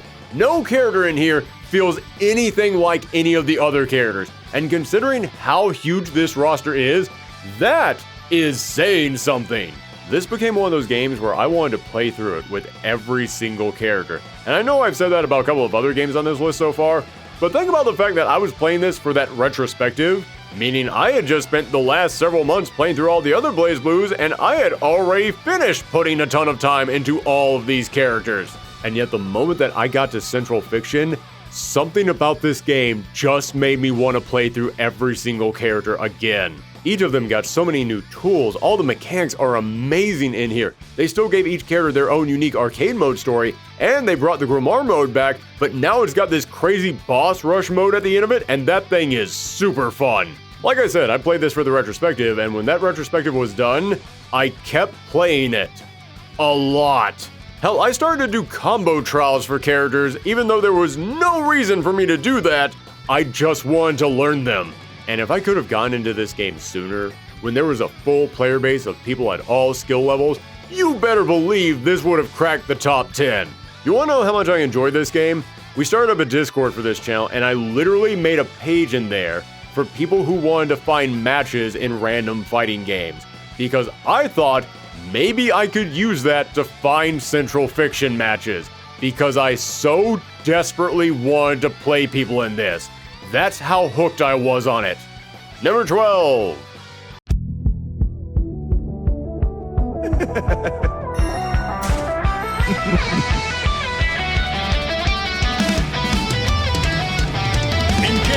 Granblue Fantasy vs. Rising. You know how I said with KOF 13 and Central Fiction, those games would have been much higher on this list if I had gone into them when they had a full player base and I could find matches online at my skill level? Yeah, here's the proof of that, because that's the exact reason why Granblue beat both of them. Now let me just say, love the art design of this game. It is absolutely gorgeous. And while I know nothing at all about Granblue, even after playing this game for years I still barely grasped the premise of it, I do still think that each of these characters seem really cool. Each time they add someone new to this roster, I always think, ooh, they seem sick, what's their deal? And I really like the combat in this game. I think it is loads of fun, super accessible, maybe a few too many zoners, but still a game that is very easy to pick up and play, and I honestly think it might have done the best job out of any game out there at balancing the simplified and full motion input commands.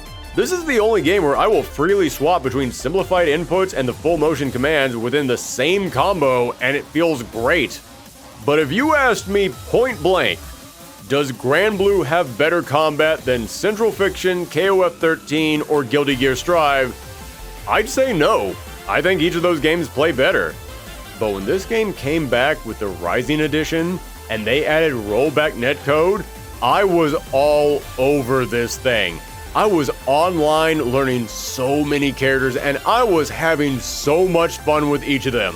And I got so into this game that last year when I went to EVO for the first time, I decided, screw it, I'm going to compete in something. And what game did I choose to compete in? Granblue Fantasy vs. Rising. And hey, I'll admit, I was having more fun with some other games that were at EVO that year. I definitely was enjoying Tekken and Street Fighter more than I was Granblue at that time, but I understood Granblue more. I was definitely better at it because I knew the ins and outs. And when I competed, I actually did alright. I made it through the first round of pools, and I think only like 25% of players do that. And thinking about how when I used to compete in games like Street Fighter 4, I barely ever won like one match, and thinking now at EVO, I was actually able to defeat multiple opponents in a row, and thinking about the rush that I got from competing that day, that is always going to be one of my most precious memories from a fighting game. I still have the Chipotle gift card that I won off of it in my wallet to this day. So for that memory, it barely squeezes above the last few titles. Number 11.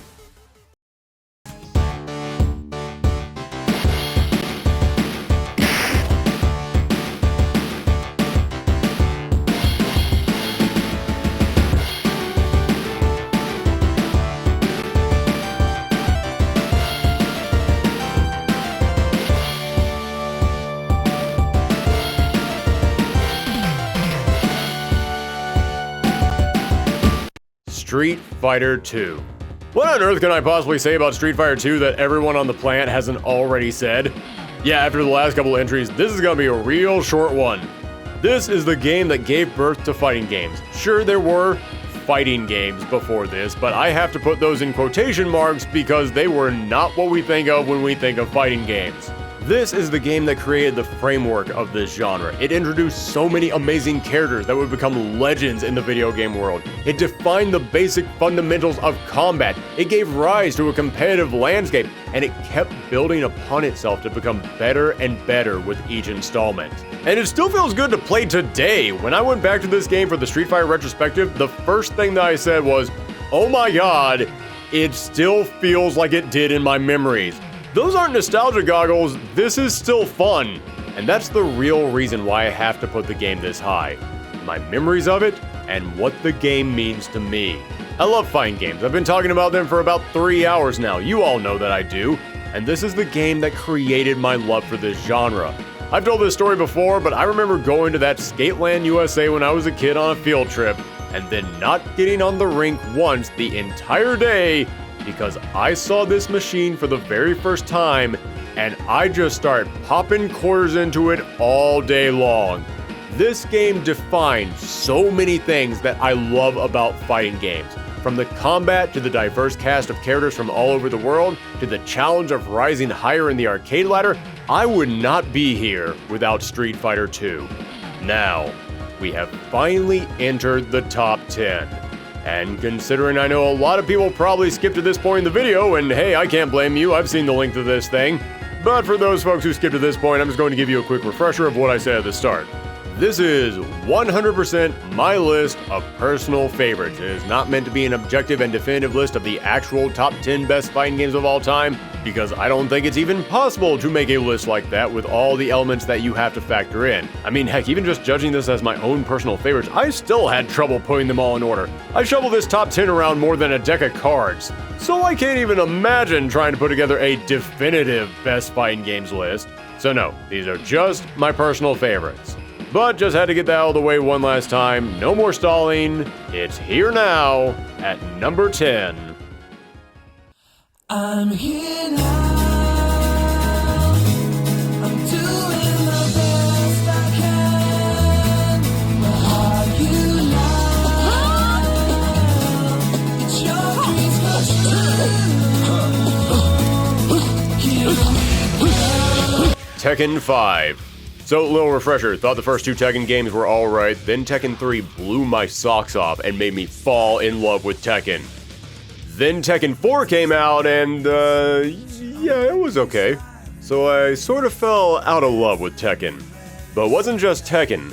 This was right around the time when the arcade scene was dying, all my local arcades had shut down, and that was the #1 place I went to play fighting games. So I was kind of falling out of love with fighting games in general at the time. Not completely, there were definitely other fighters that I was still enjoying, but it was no longer that genre that I was all in on, ride or die. And then Tekken 5 came out, and this reignited that love like an inferno. I became obsessed with this game. It looks stunning. Hell, it still looks good today, especially the stages. Before this, I never really cared about the stages in Tekken, but this game made my jaw drop. That space station stage alone is one of the most impressive things from any fighting game of this generation. All the new characters were great additions. Asuka Kazama became one of my favorite fighting game characters ever, until the later Tekken games kind of ruined her, but we're not talking about that right now. And the arcade mode endings are legendary. These are the best arcade endings in any fighting game ever. They're hilarious in the way that only Tekken could pull off. And they made me want to go back through and play every single character's ladder, and it had been a while since I felt that pull in a game. And as for the combat, there's two different ways that I approach this.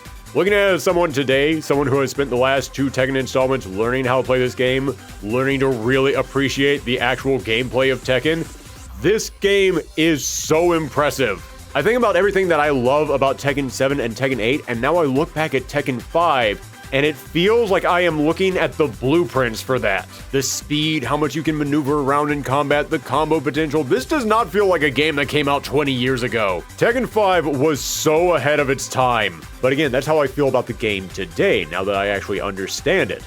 But when the game came out, as I said, I didn't really understand Tekken back then. I just hit buttons. But this was the game that made me start to understand Tekken. This was the very first Tekken game that I played in which I said, wait a minute. That came out when I did this. So, can I do that again? No, that didn't work. Wait, what if I pause between these two buttons? Oh, hang on, it worked that time. And you know, I just noticed if this character looks like they're about to do this attack, I can beat that with this attack. Or at least I should be able to sidestep it if I move at this moment. No, that didn't work. Wait, what if I try and sidestep it the other direction? Oh my god, that actually worked. Yeah, there was just something about Tekken 5's combat that made someone like me, someone who had no idea what they were doing, begin to actually figure it out. This game did a ton to get me to start understanding fighting games on a deeper level. This is where I finally started to enjoy fighting games beyond just hitting buttons. Number 9. Capcom presents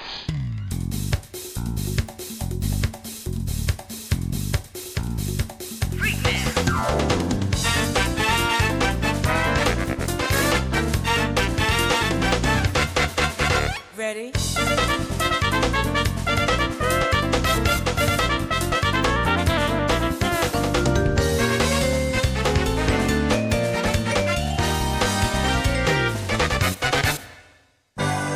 Marvel vs. Capcom 2. New Age of Heroes.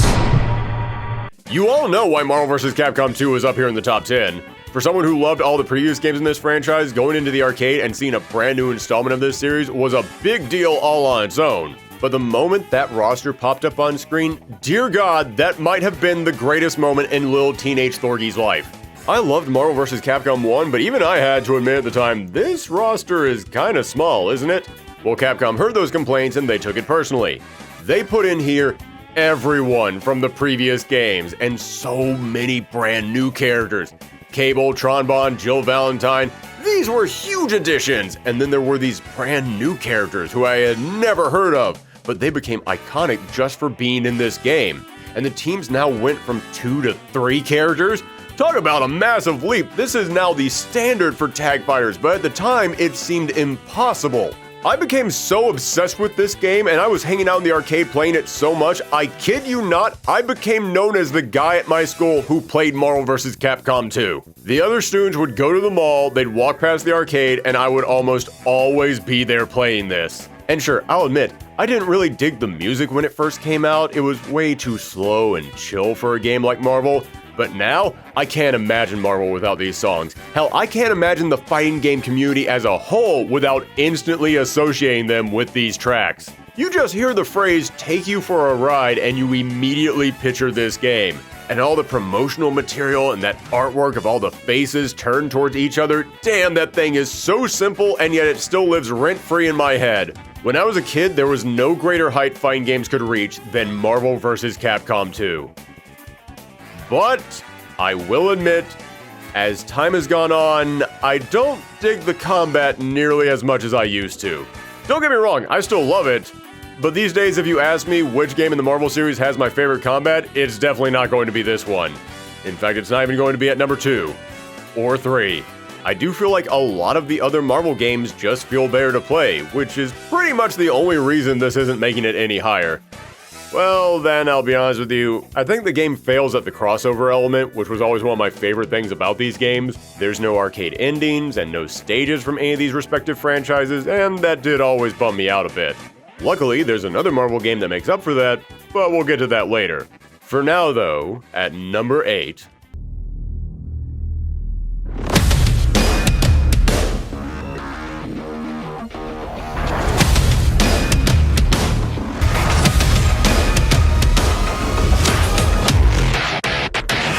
Killer Instinct 2013. God, I know I said all the games in the top 10 shifted all over the place, but this was the king of that. This game one minute was in the top 5, the next it wasn't even in the top 20. Just like with the original Killer Instinct, I am so back and forth on this, but let me explain why. I mentioned way back in the 90s that I was terrible at the original Killer Instinct, but when Killer Instinct 2013 was announced, I kept hearing so much praise. I kept hearing so many positive things about it. Everyone was cheering this game on, so I said, you know what? I'm gonna give it a try. Even if I was bad at the original Killer Instinct, I'm gonna jump into this one. 2 problems though, it was on the Xbox One and I refused to buy a console that seemed to be actively trying to sabotage itself, and it was also on Steam, but my PC at the time was not equipped to play anything that demanding. A visual novel would have caused that old thing to start smoking. So once again, this was my siren song. It kept calling to me, but I had no way of reaching it.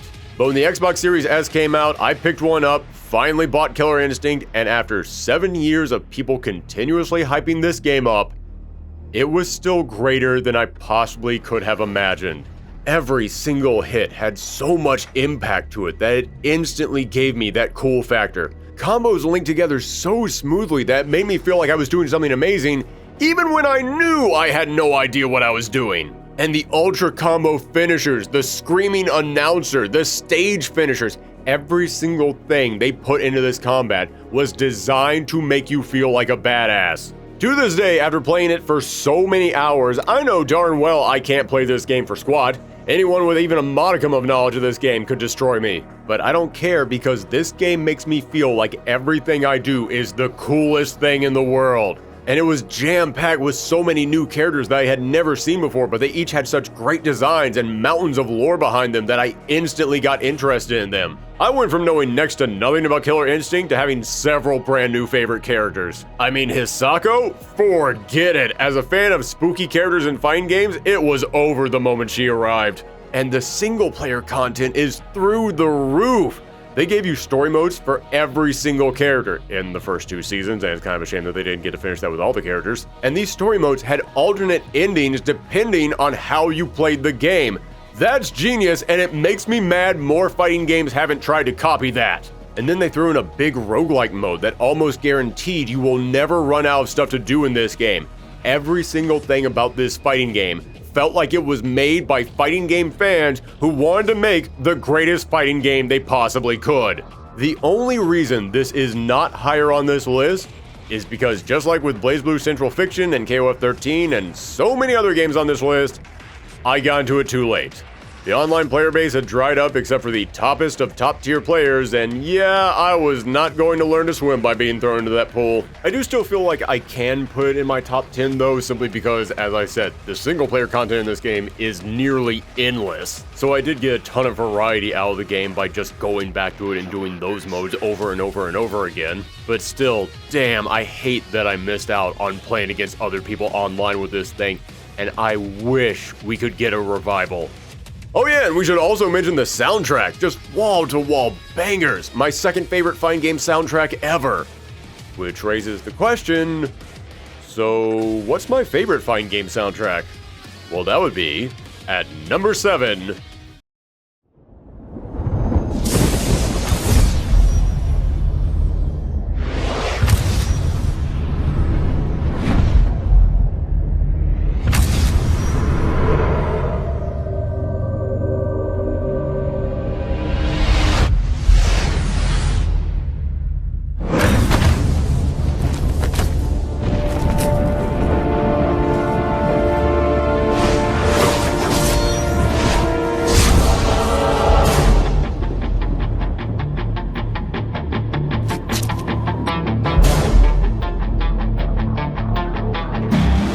Ultimate Marvel vs. Capcom 3. This is it, the peak of Marvel vs. Capcom. Yes, the gameplay is kind of broken and X Factor is way too strong, but listen, Marvel fans, I've been part of this community since the start. You look me in the eye and tell me you don't want a versus game to be busted. The soundtrack is my favorite fighting game soundtrack of all time. I can listen to this entire massive collection from start to finish with no skips. The roster in the previous games were good, but they always had some kind of a problem. Too small, too many repeats, why are there 2 Wolverines? But this roster got it just right. It had so many brand new characters who had never been in this series before. It actually felt like it wasn't just trying to rest on the laurels of being a brand new Marvel game, it actually wanted to feel like a brand new Marvel game. And listen, I know the old X-Men fans are going to be mad at me for saying this, but as someone who grew up reading books other than the X-Men titles, it felt so good to see a Marvel vs. Capcom with a roster that felt like it was actually trying to represent the entire Marvel universe. You got your X-Men, you got your Avengers, your street-level heroes, your supernatural heroes, your space heroes. It had the mainstream choices, it had the weird picks, it had the old classics for nostalgia, it had the fresh faces for that new hotness. This roster understood the assignment. And I loved all the references in here, how each character actually got arcade endings that showed them having fun with the crossover element of this game. The unique voice lines between certain characters before a match. It felt like the previous Versus games had a barrier between Marvel and Capcom that kept them from crossing over as much as they wanted to, and this game punched a hole clean through it. And that's not even mentioning the Heroes and Heralds mode that they add later on with all these trading cards that you collect. God, it felt like they just said, we know we're not going to get any more updates after this. Let's just throw in every possible reference we have room for. And I mentioned that this game wanted to make itself feel like a brand new Marvel vs. Capcom, and I have to come back to that, because that's exactly what this was. We thought this series was dead. We were never going to get another one. So when this game was announced, everyone was paying attention. And then all throughout the year leading up to this game, there was a build-up where characters were getting announced through these big, amazing cinematics that showed all the characters interacting. To this day, this is still one of the best promotions a fighting game has ever gotten. And when the game actually came out, it matched that hype and more. It was one of the most special releases in fighting game history. Number 6.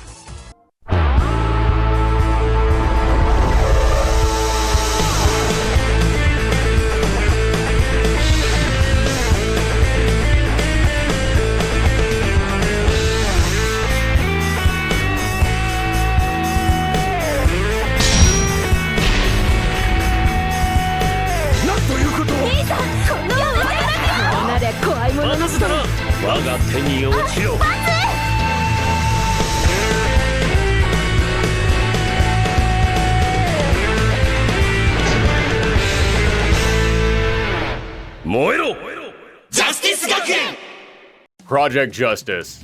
Gotta put something in my top 10 that nobody else is going to have in theirs, but some of you probably saw this coming because you know that I freaking love Rival Schools. I already went over all this when we covered the first game about how when I was a kid I wanted a fighting game starring other kids in a school that really took advantage of that setting, and then Capcom gave me that exact thing with incredibly fun gameplay that had all the speed and air combo action that I loved.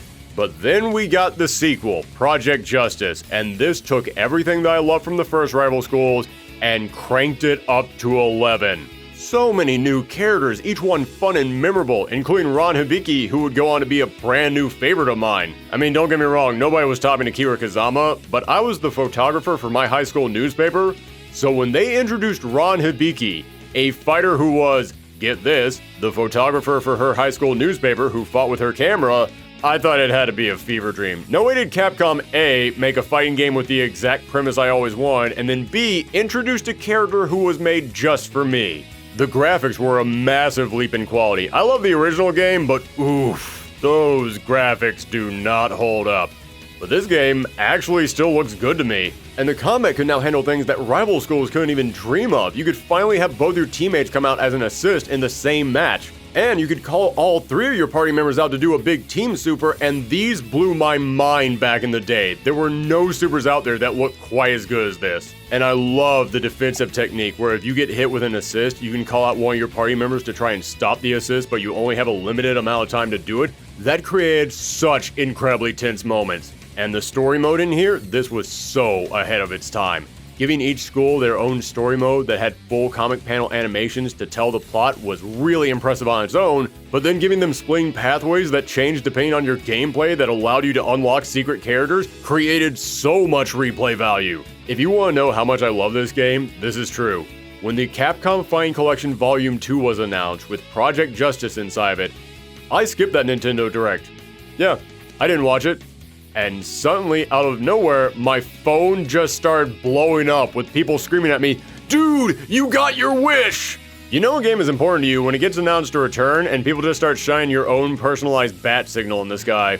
Number 5.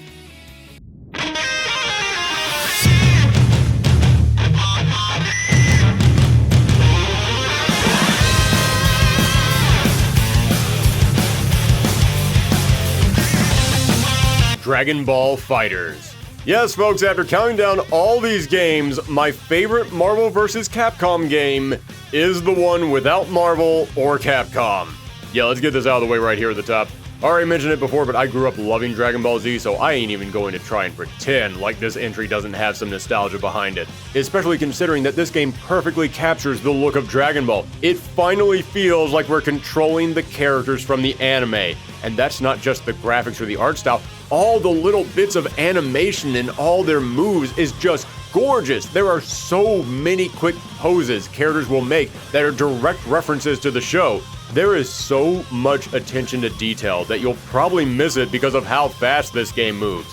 Although, that is worth pointing out too, I love the speed in this game. It is so fast, but it's perfect for Dragon Ball. This game feels like Arc System Works wanted to create a 2D fighter that got as close to controlling the ballistic action of the anime as possible. And it feels like after all these years, somebody finally nailed that.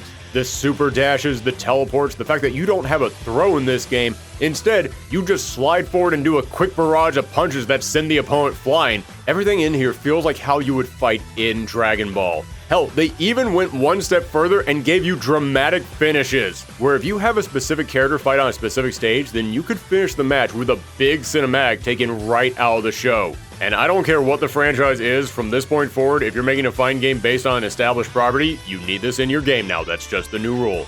There is nothing that feels as good as finishing an online match with one of these. But even if you know nothing about Dragon Ball, if you have been dying for a new Versus game, a new fast-paced tag fire with massive combos that go on forever and DHCs, and just really degenerate potential, but I say degenerate in a good way, this game gave you all of that and more, and the community surrounding this game is amazing!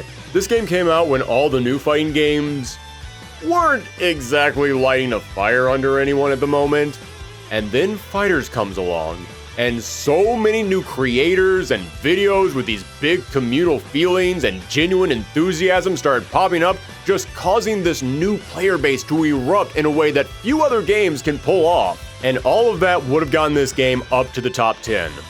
But not the reason why this game breaks the top 5. No, you see, this game means something to me, because it showed me something very important about myself. Bear with me for a moment, folks, because it's story time and this might take a while. You all know I've been playing fighting games since I was a wee lad, been playing them my whole life. And I joke all the time about how despite loving them, I'm still bad at them, and yeah, I am bad at most of them, but I always thought that's just how it is. I got my butt whooped anytime that I tried to compete throughout my entire life, and I just figured I'm no good at them, I just play these games for fun, there's clearly a skill ceiling I'm always going to hit, and I'm never going to get past that. Then Dragon Ball FighterZ came out, and I was loving this game. I was having a blast with it, and I thought to myself, you know what? Maybe I'll try and get the Platinum Trophy. And there was one trophy in this game that required me to hit a certain point in ranked matches, and I thought, alright, if I want that Platinum Trophy, then I have to get past that. And I tried, and I failed. And then I tried again, and I failed again. Over and over. For weeks, I kept playing matches online, trying to rank up, and I just couldn't. I was still like 3 ranks below the rank I needed to be at to get that trophy, and I wasn't budging. I wasn't moving an inch. So I said, well, that's it. That's my skill ceiling, and I'm just not going to be able to get past that. Oh well. And then I put the game down. Then I started this channel, a channel all about my love of fighting games. And we started the Fighting Game Retrospective, a show where I actually had to sit down and learn the mechanics of a game. I had to learn these fighting games inside and out, and I had to put hours and hours into them so that way I could talk about them in depth. And after about 3 years of doing those shows, I said, you know what? I think I miss Dragon Ball FighterZ. I hate that I gave up on it, and they've added so many cool new characters to the game. Screw it. I'm gonna go back in there, and I'm gonna hit that rank. I know I tried for weeks and I couldn't do it, and that was back when everyone was playing the game, and now all the casual players have left, and it's only the competitive players who have been playing this thing non-stop for 4 years who are left, but I'm going to stick with it. I'm going to go back in there, and I don't care if it takes me months, I am going to finally hit that rank. And then an hour later, I had the trophy and I breezed past that rank without losing a single match. And I just sat there thinking, what the hell just happened? How, in an hour, did I go up 3 ranks when years ago I couldn't budge an inch in weeks? And I realized, oh, I just spent the last 3 years actually sitting down and forcing myself to understand fighting games inside and out. Forcing myself to learn how to respond and think on the fly, and forcing myself to improve my reaction times and learn how to read my opponents and manage multiple mechanics all at the same time. You know, the stuff you need to know for fighting games. And as a result, I can now actually play fighting games. That's why I will always love this game. Why it will always be important to me. because after spending my entire life telling myself, listen, I know my limits, these games have a skill ceiling to them, I'm just never going to be able to hit those points. I know I'm not going to be able to, it's just not going to happen. This was the game that made me realize, oh, that's not true. I can actually get better. Everyone can get better. It is possible for a low-class Saiyan to go further beyond. Hard work pays off. And when they announced a few weeks ago that this game was coming back with brand new content, I put on the soundtrack, heard the lobby theme kick in, and I just had the warmest smile on my face. This game will always be special to me, no matter how much they insist on breaking the game with each new patch. You guys know that nerfs are okay sometimes, right? Number 4.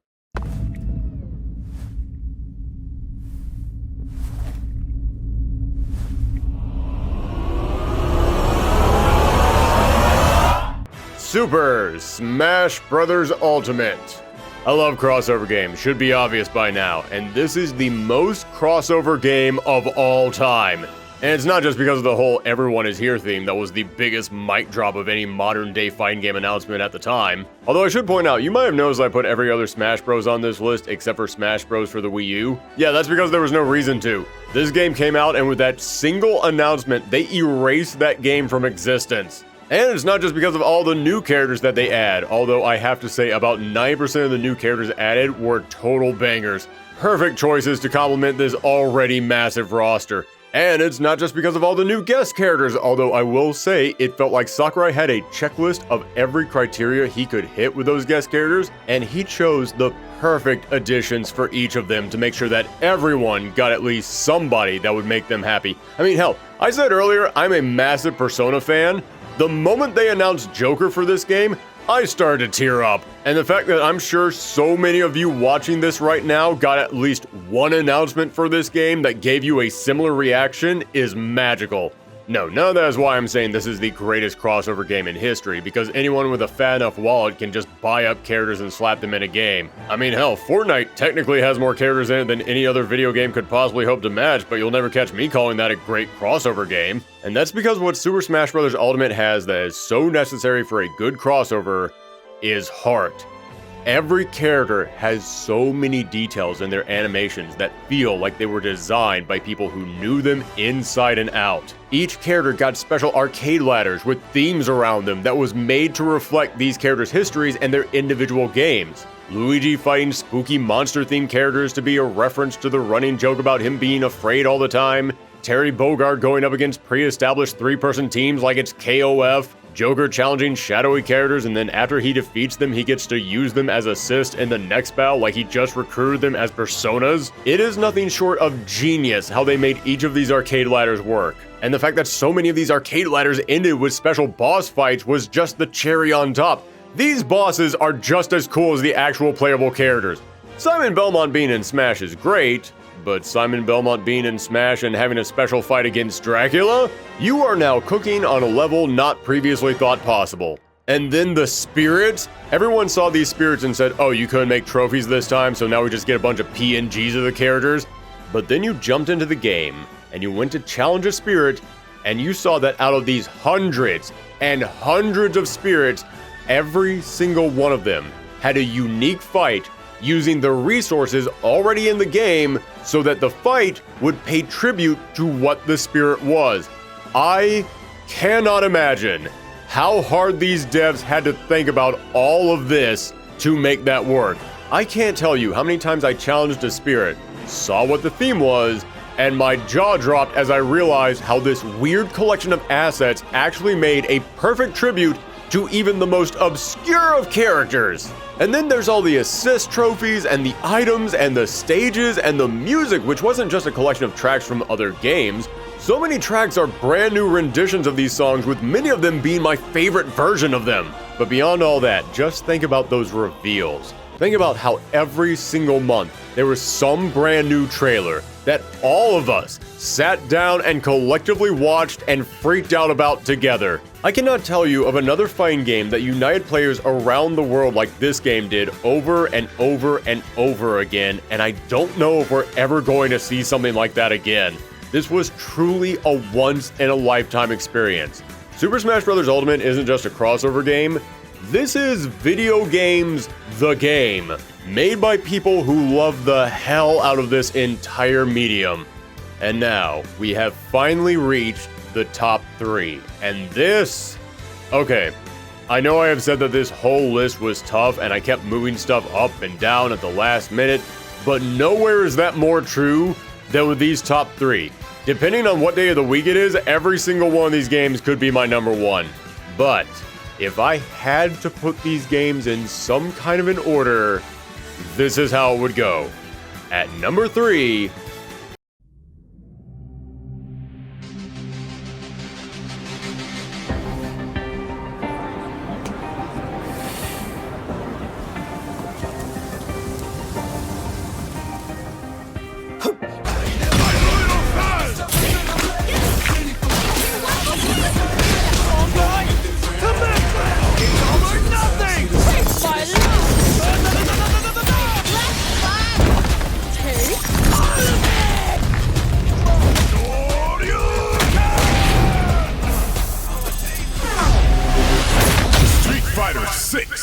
Some of you might have thought this game was too new to make it this high on the list, but you really should have seen it coming because I already told you it would be here.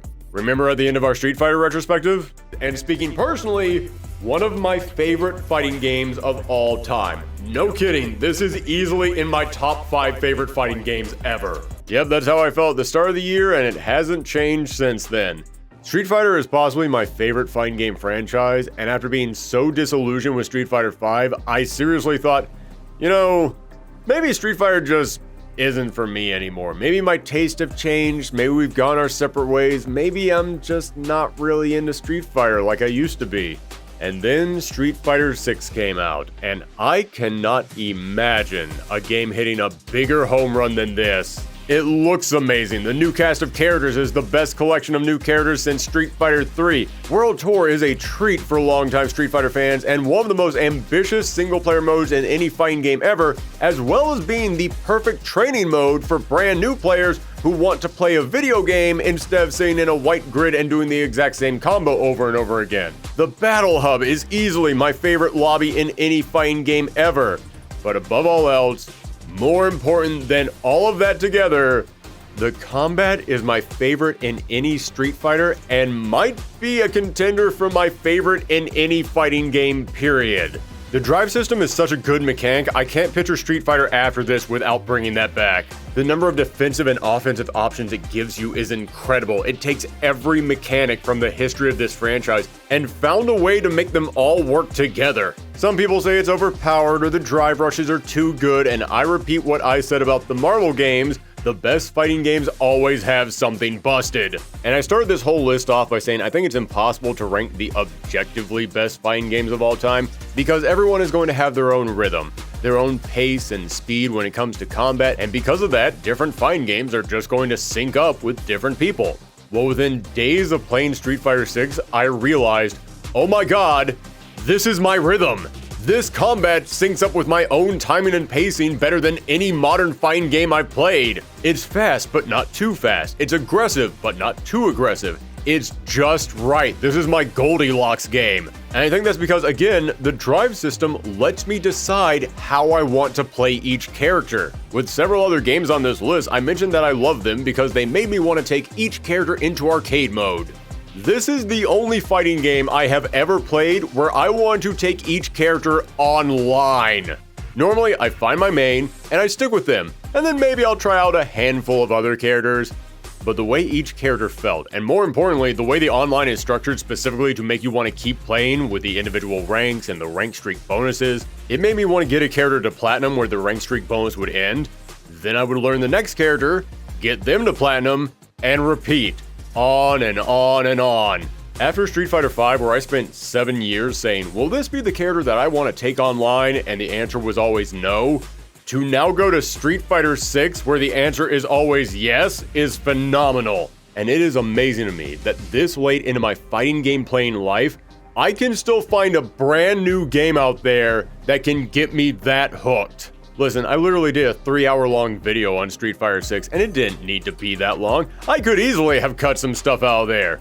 But I just wanted to keep talking about it because I loved it so much. The only reason why this game isn't at number 1 is because it's still so new.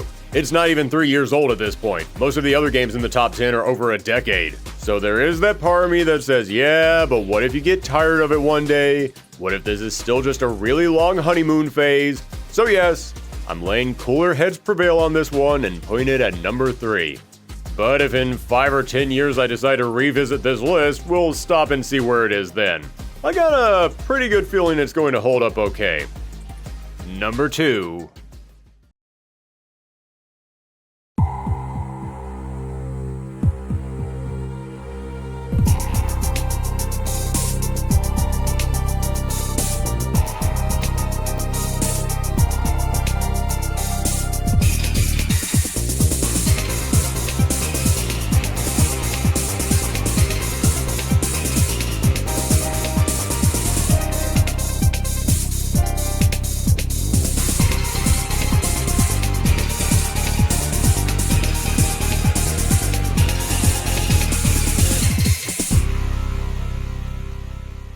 Darkstalkers. This is probably going to be the most controversial entry on this entire list because I'm lumping all the Darkstalkers games together. Darkstalkers, Night Warriors, Vampire Savior, Vampire Hunters 2, Vampire Saviors 2, Darkstalkers Chronicles, the Chaos Tower, that PS2 collection that had that special ending with D. Because when you get right down to it, there's really only 2 Darkstalkers games. Darkstalkers and Vampire Savior, and everything else is just a variation of one of those two. Which is one of the reasons why I'm lumping them all together, because despite multiple entries, there really are just 2 core games. But the main reason I'm putting them all into one spot is because when I think about what I love about this franchise, it's not one game. I can't look at Darkstalkers or Vampire Savior and say, ah yes, that's the one that made me love this franchise. Don't get me wrong, Vampire Saviors is definitely the better game. It's not even a question. If I had to pick only one of these 2 to put in here, it'd be Vampire Saviors. But if you've been with us for a while, then you know how important this entire franchise is to me. And if Darkstalkers had like 6 games to its name, then yeah, I would gladly divide them up. But since they really only have 2, yeah, I can't choose which one is more important to me, which one is the bigger reason for me loving this series. Also, I'd really like to live in that world that had the 6 Darkstalkers games. I'm pretty sure that's the better reality. But why do I love this franchise? Well, I know everyone is going to say it's because of the characters, because that's the number one thing that most people think of when they picture Darkstalkers. But it's not. Although I should point out, that definitely plays a part in it. As I have pointed out several times, when I was a kid, I loved fighting games and I love monsters. So you better believe when I was a kid and the guys who were making those Street Fighter and Mega Man games I love so much put out a game that was a big tribute to classic Universal monsters, oh hell yeah, I was on board with that game instantly. But the game wasn't just, hey, it's a bunch of monsters. Each of these characters had amazing designs and so much personality and even a bit of a rebellious tone to them. They were such imaginative and memorable takes on these classic monsters that immediately stuck in your heads. And I feel that has to be pointed out because do you know how many other games out there have tried to fill the Darkstalkers gap?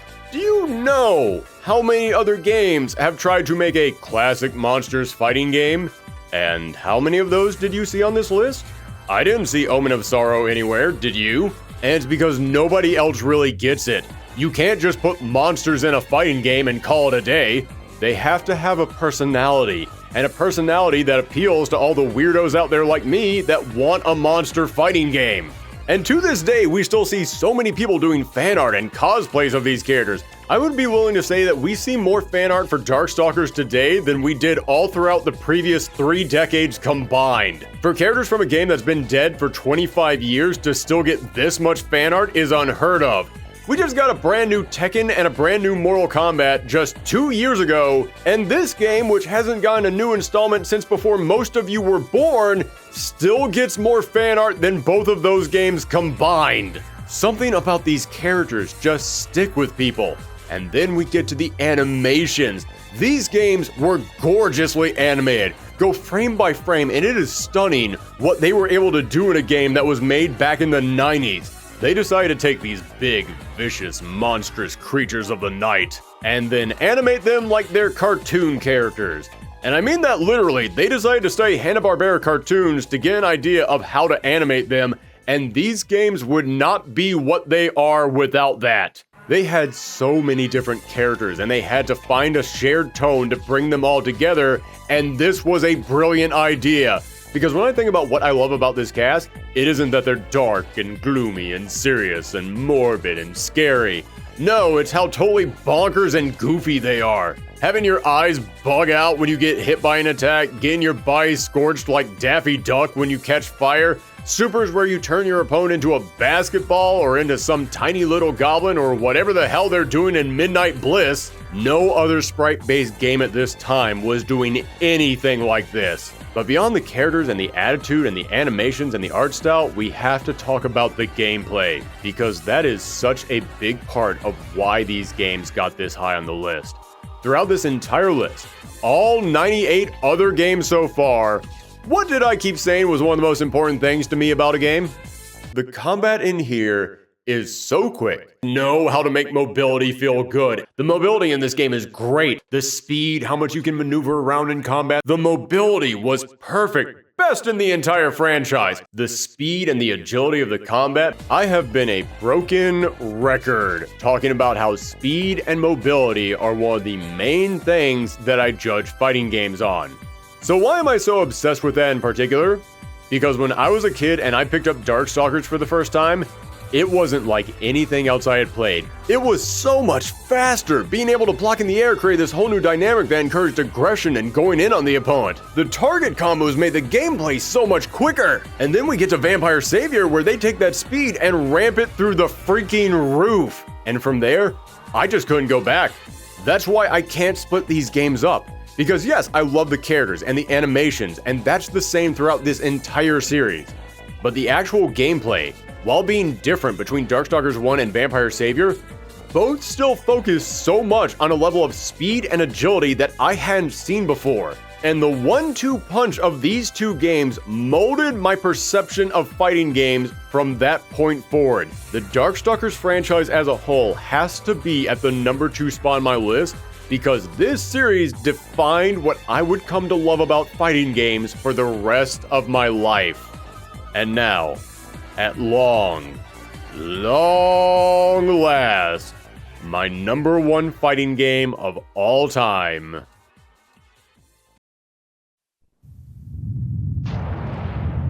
Capcom.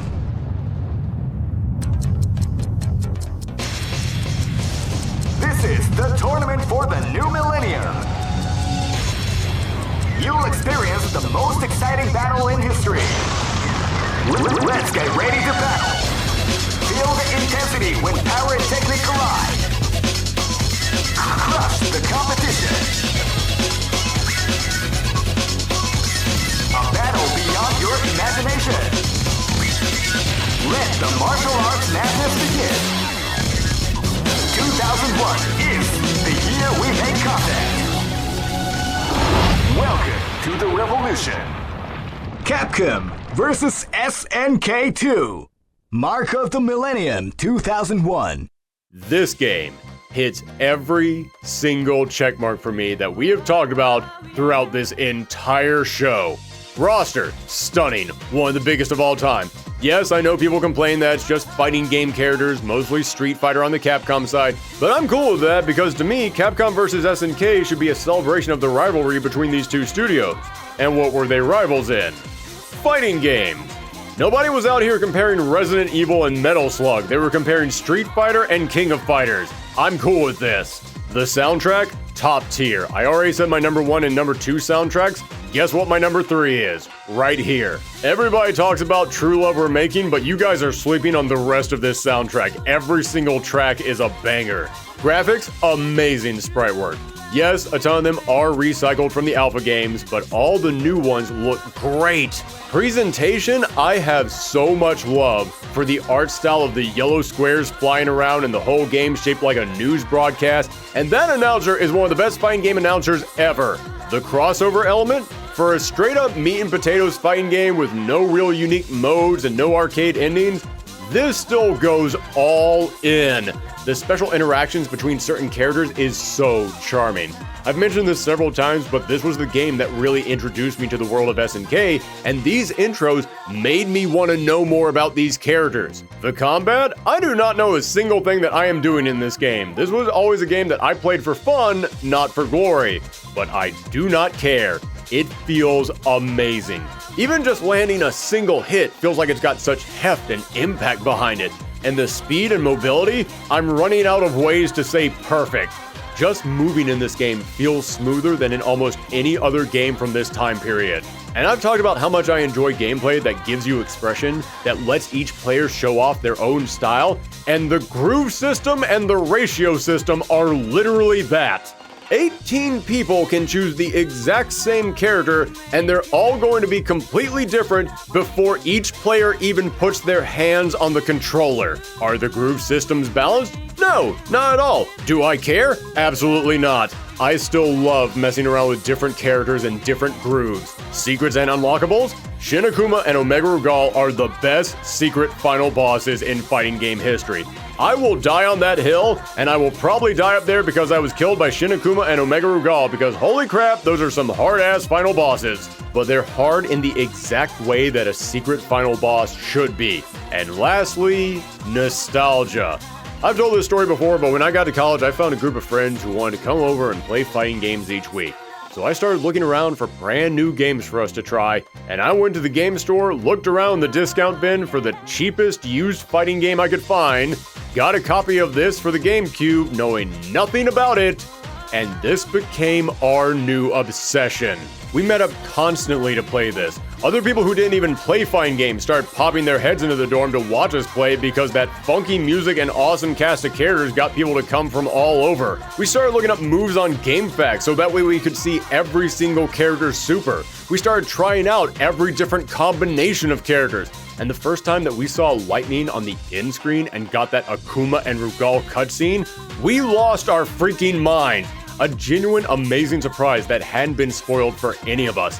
And I already said it, but I have to repeat it. I knew Fatal Fury. I knew Terry Bogard. I didn't really know any other SNK characters. But playing this game made me want to learn. Each of them were so cool, I needed to know more about just what SNK was and who these characters were. This was the game that started me down the path of being an SNK fan. This is the only game on this entire list that can hit every single spot on my criteria, and it hits them hard. Like I said, it is next to impossible for me to choose which of the top 3 games on here is my actual true number 1. But if I had to look at each of these games and give them a score in each of these respective categories, there is no question Capcom vs. SNK 2 would be at the top. Well, somehow we managed to do it. We managed to get to the end of all of this. And what did we learn? Well, I for one learned that if you're going to record a top 100 list, then make sure that you have lots of tea and lozenges around. Pour one out for my throat, everybody. But I think the real thing that I learned today is that the fighting game world is vast. And there's so many titles out there that I have a lot of love for. And so many of them I still haven't talked about on this channel. Which means I'm not gonna run out of games to cover for a long time. Thank you all so much for sticking with this channel. Whether you just joined or you've been here from the start, I really do appreciate all of you getting me to this point. If I had another hour, I wouldn't be able to thank everyone and tell you all how much this means to me. But after talking for this long, I definitely do not have another hour left in me. So let me wrap up by just saying thank you to everyone one last time. Let me know what you thought about this list today. Let me know what games are your favorites down below. And remember, you can find me around the web on my socials, which are in the description down below, as well as a link to our Patreon. You can go to our Patreon, sign up to get early looks at videos and other bonuses. And you will also find the links to all the different artists who did work for this thumbnail today. Make sure that you go and follow them as well. They're all wonderful people. The patrons are wonderful people. You're all wonderful people. Thank you again for all the support. Thank you again for everything you guys do. Stay safe out there, and come back next time.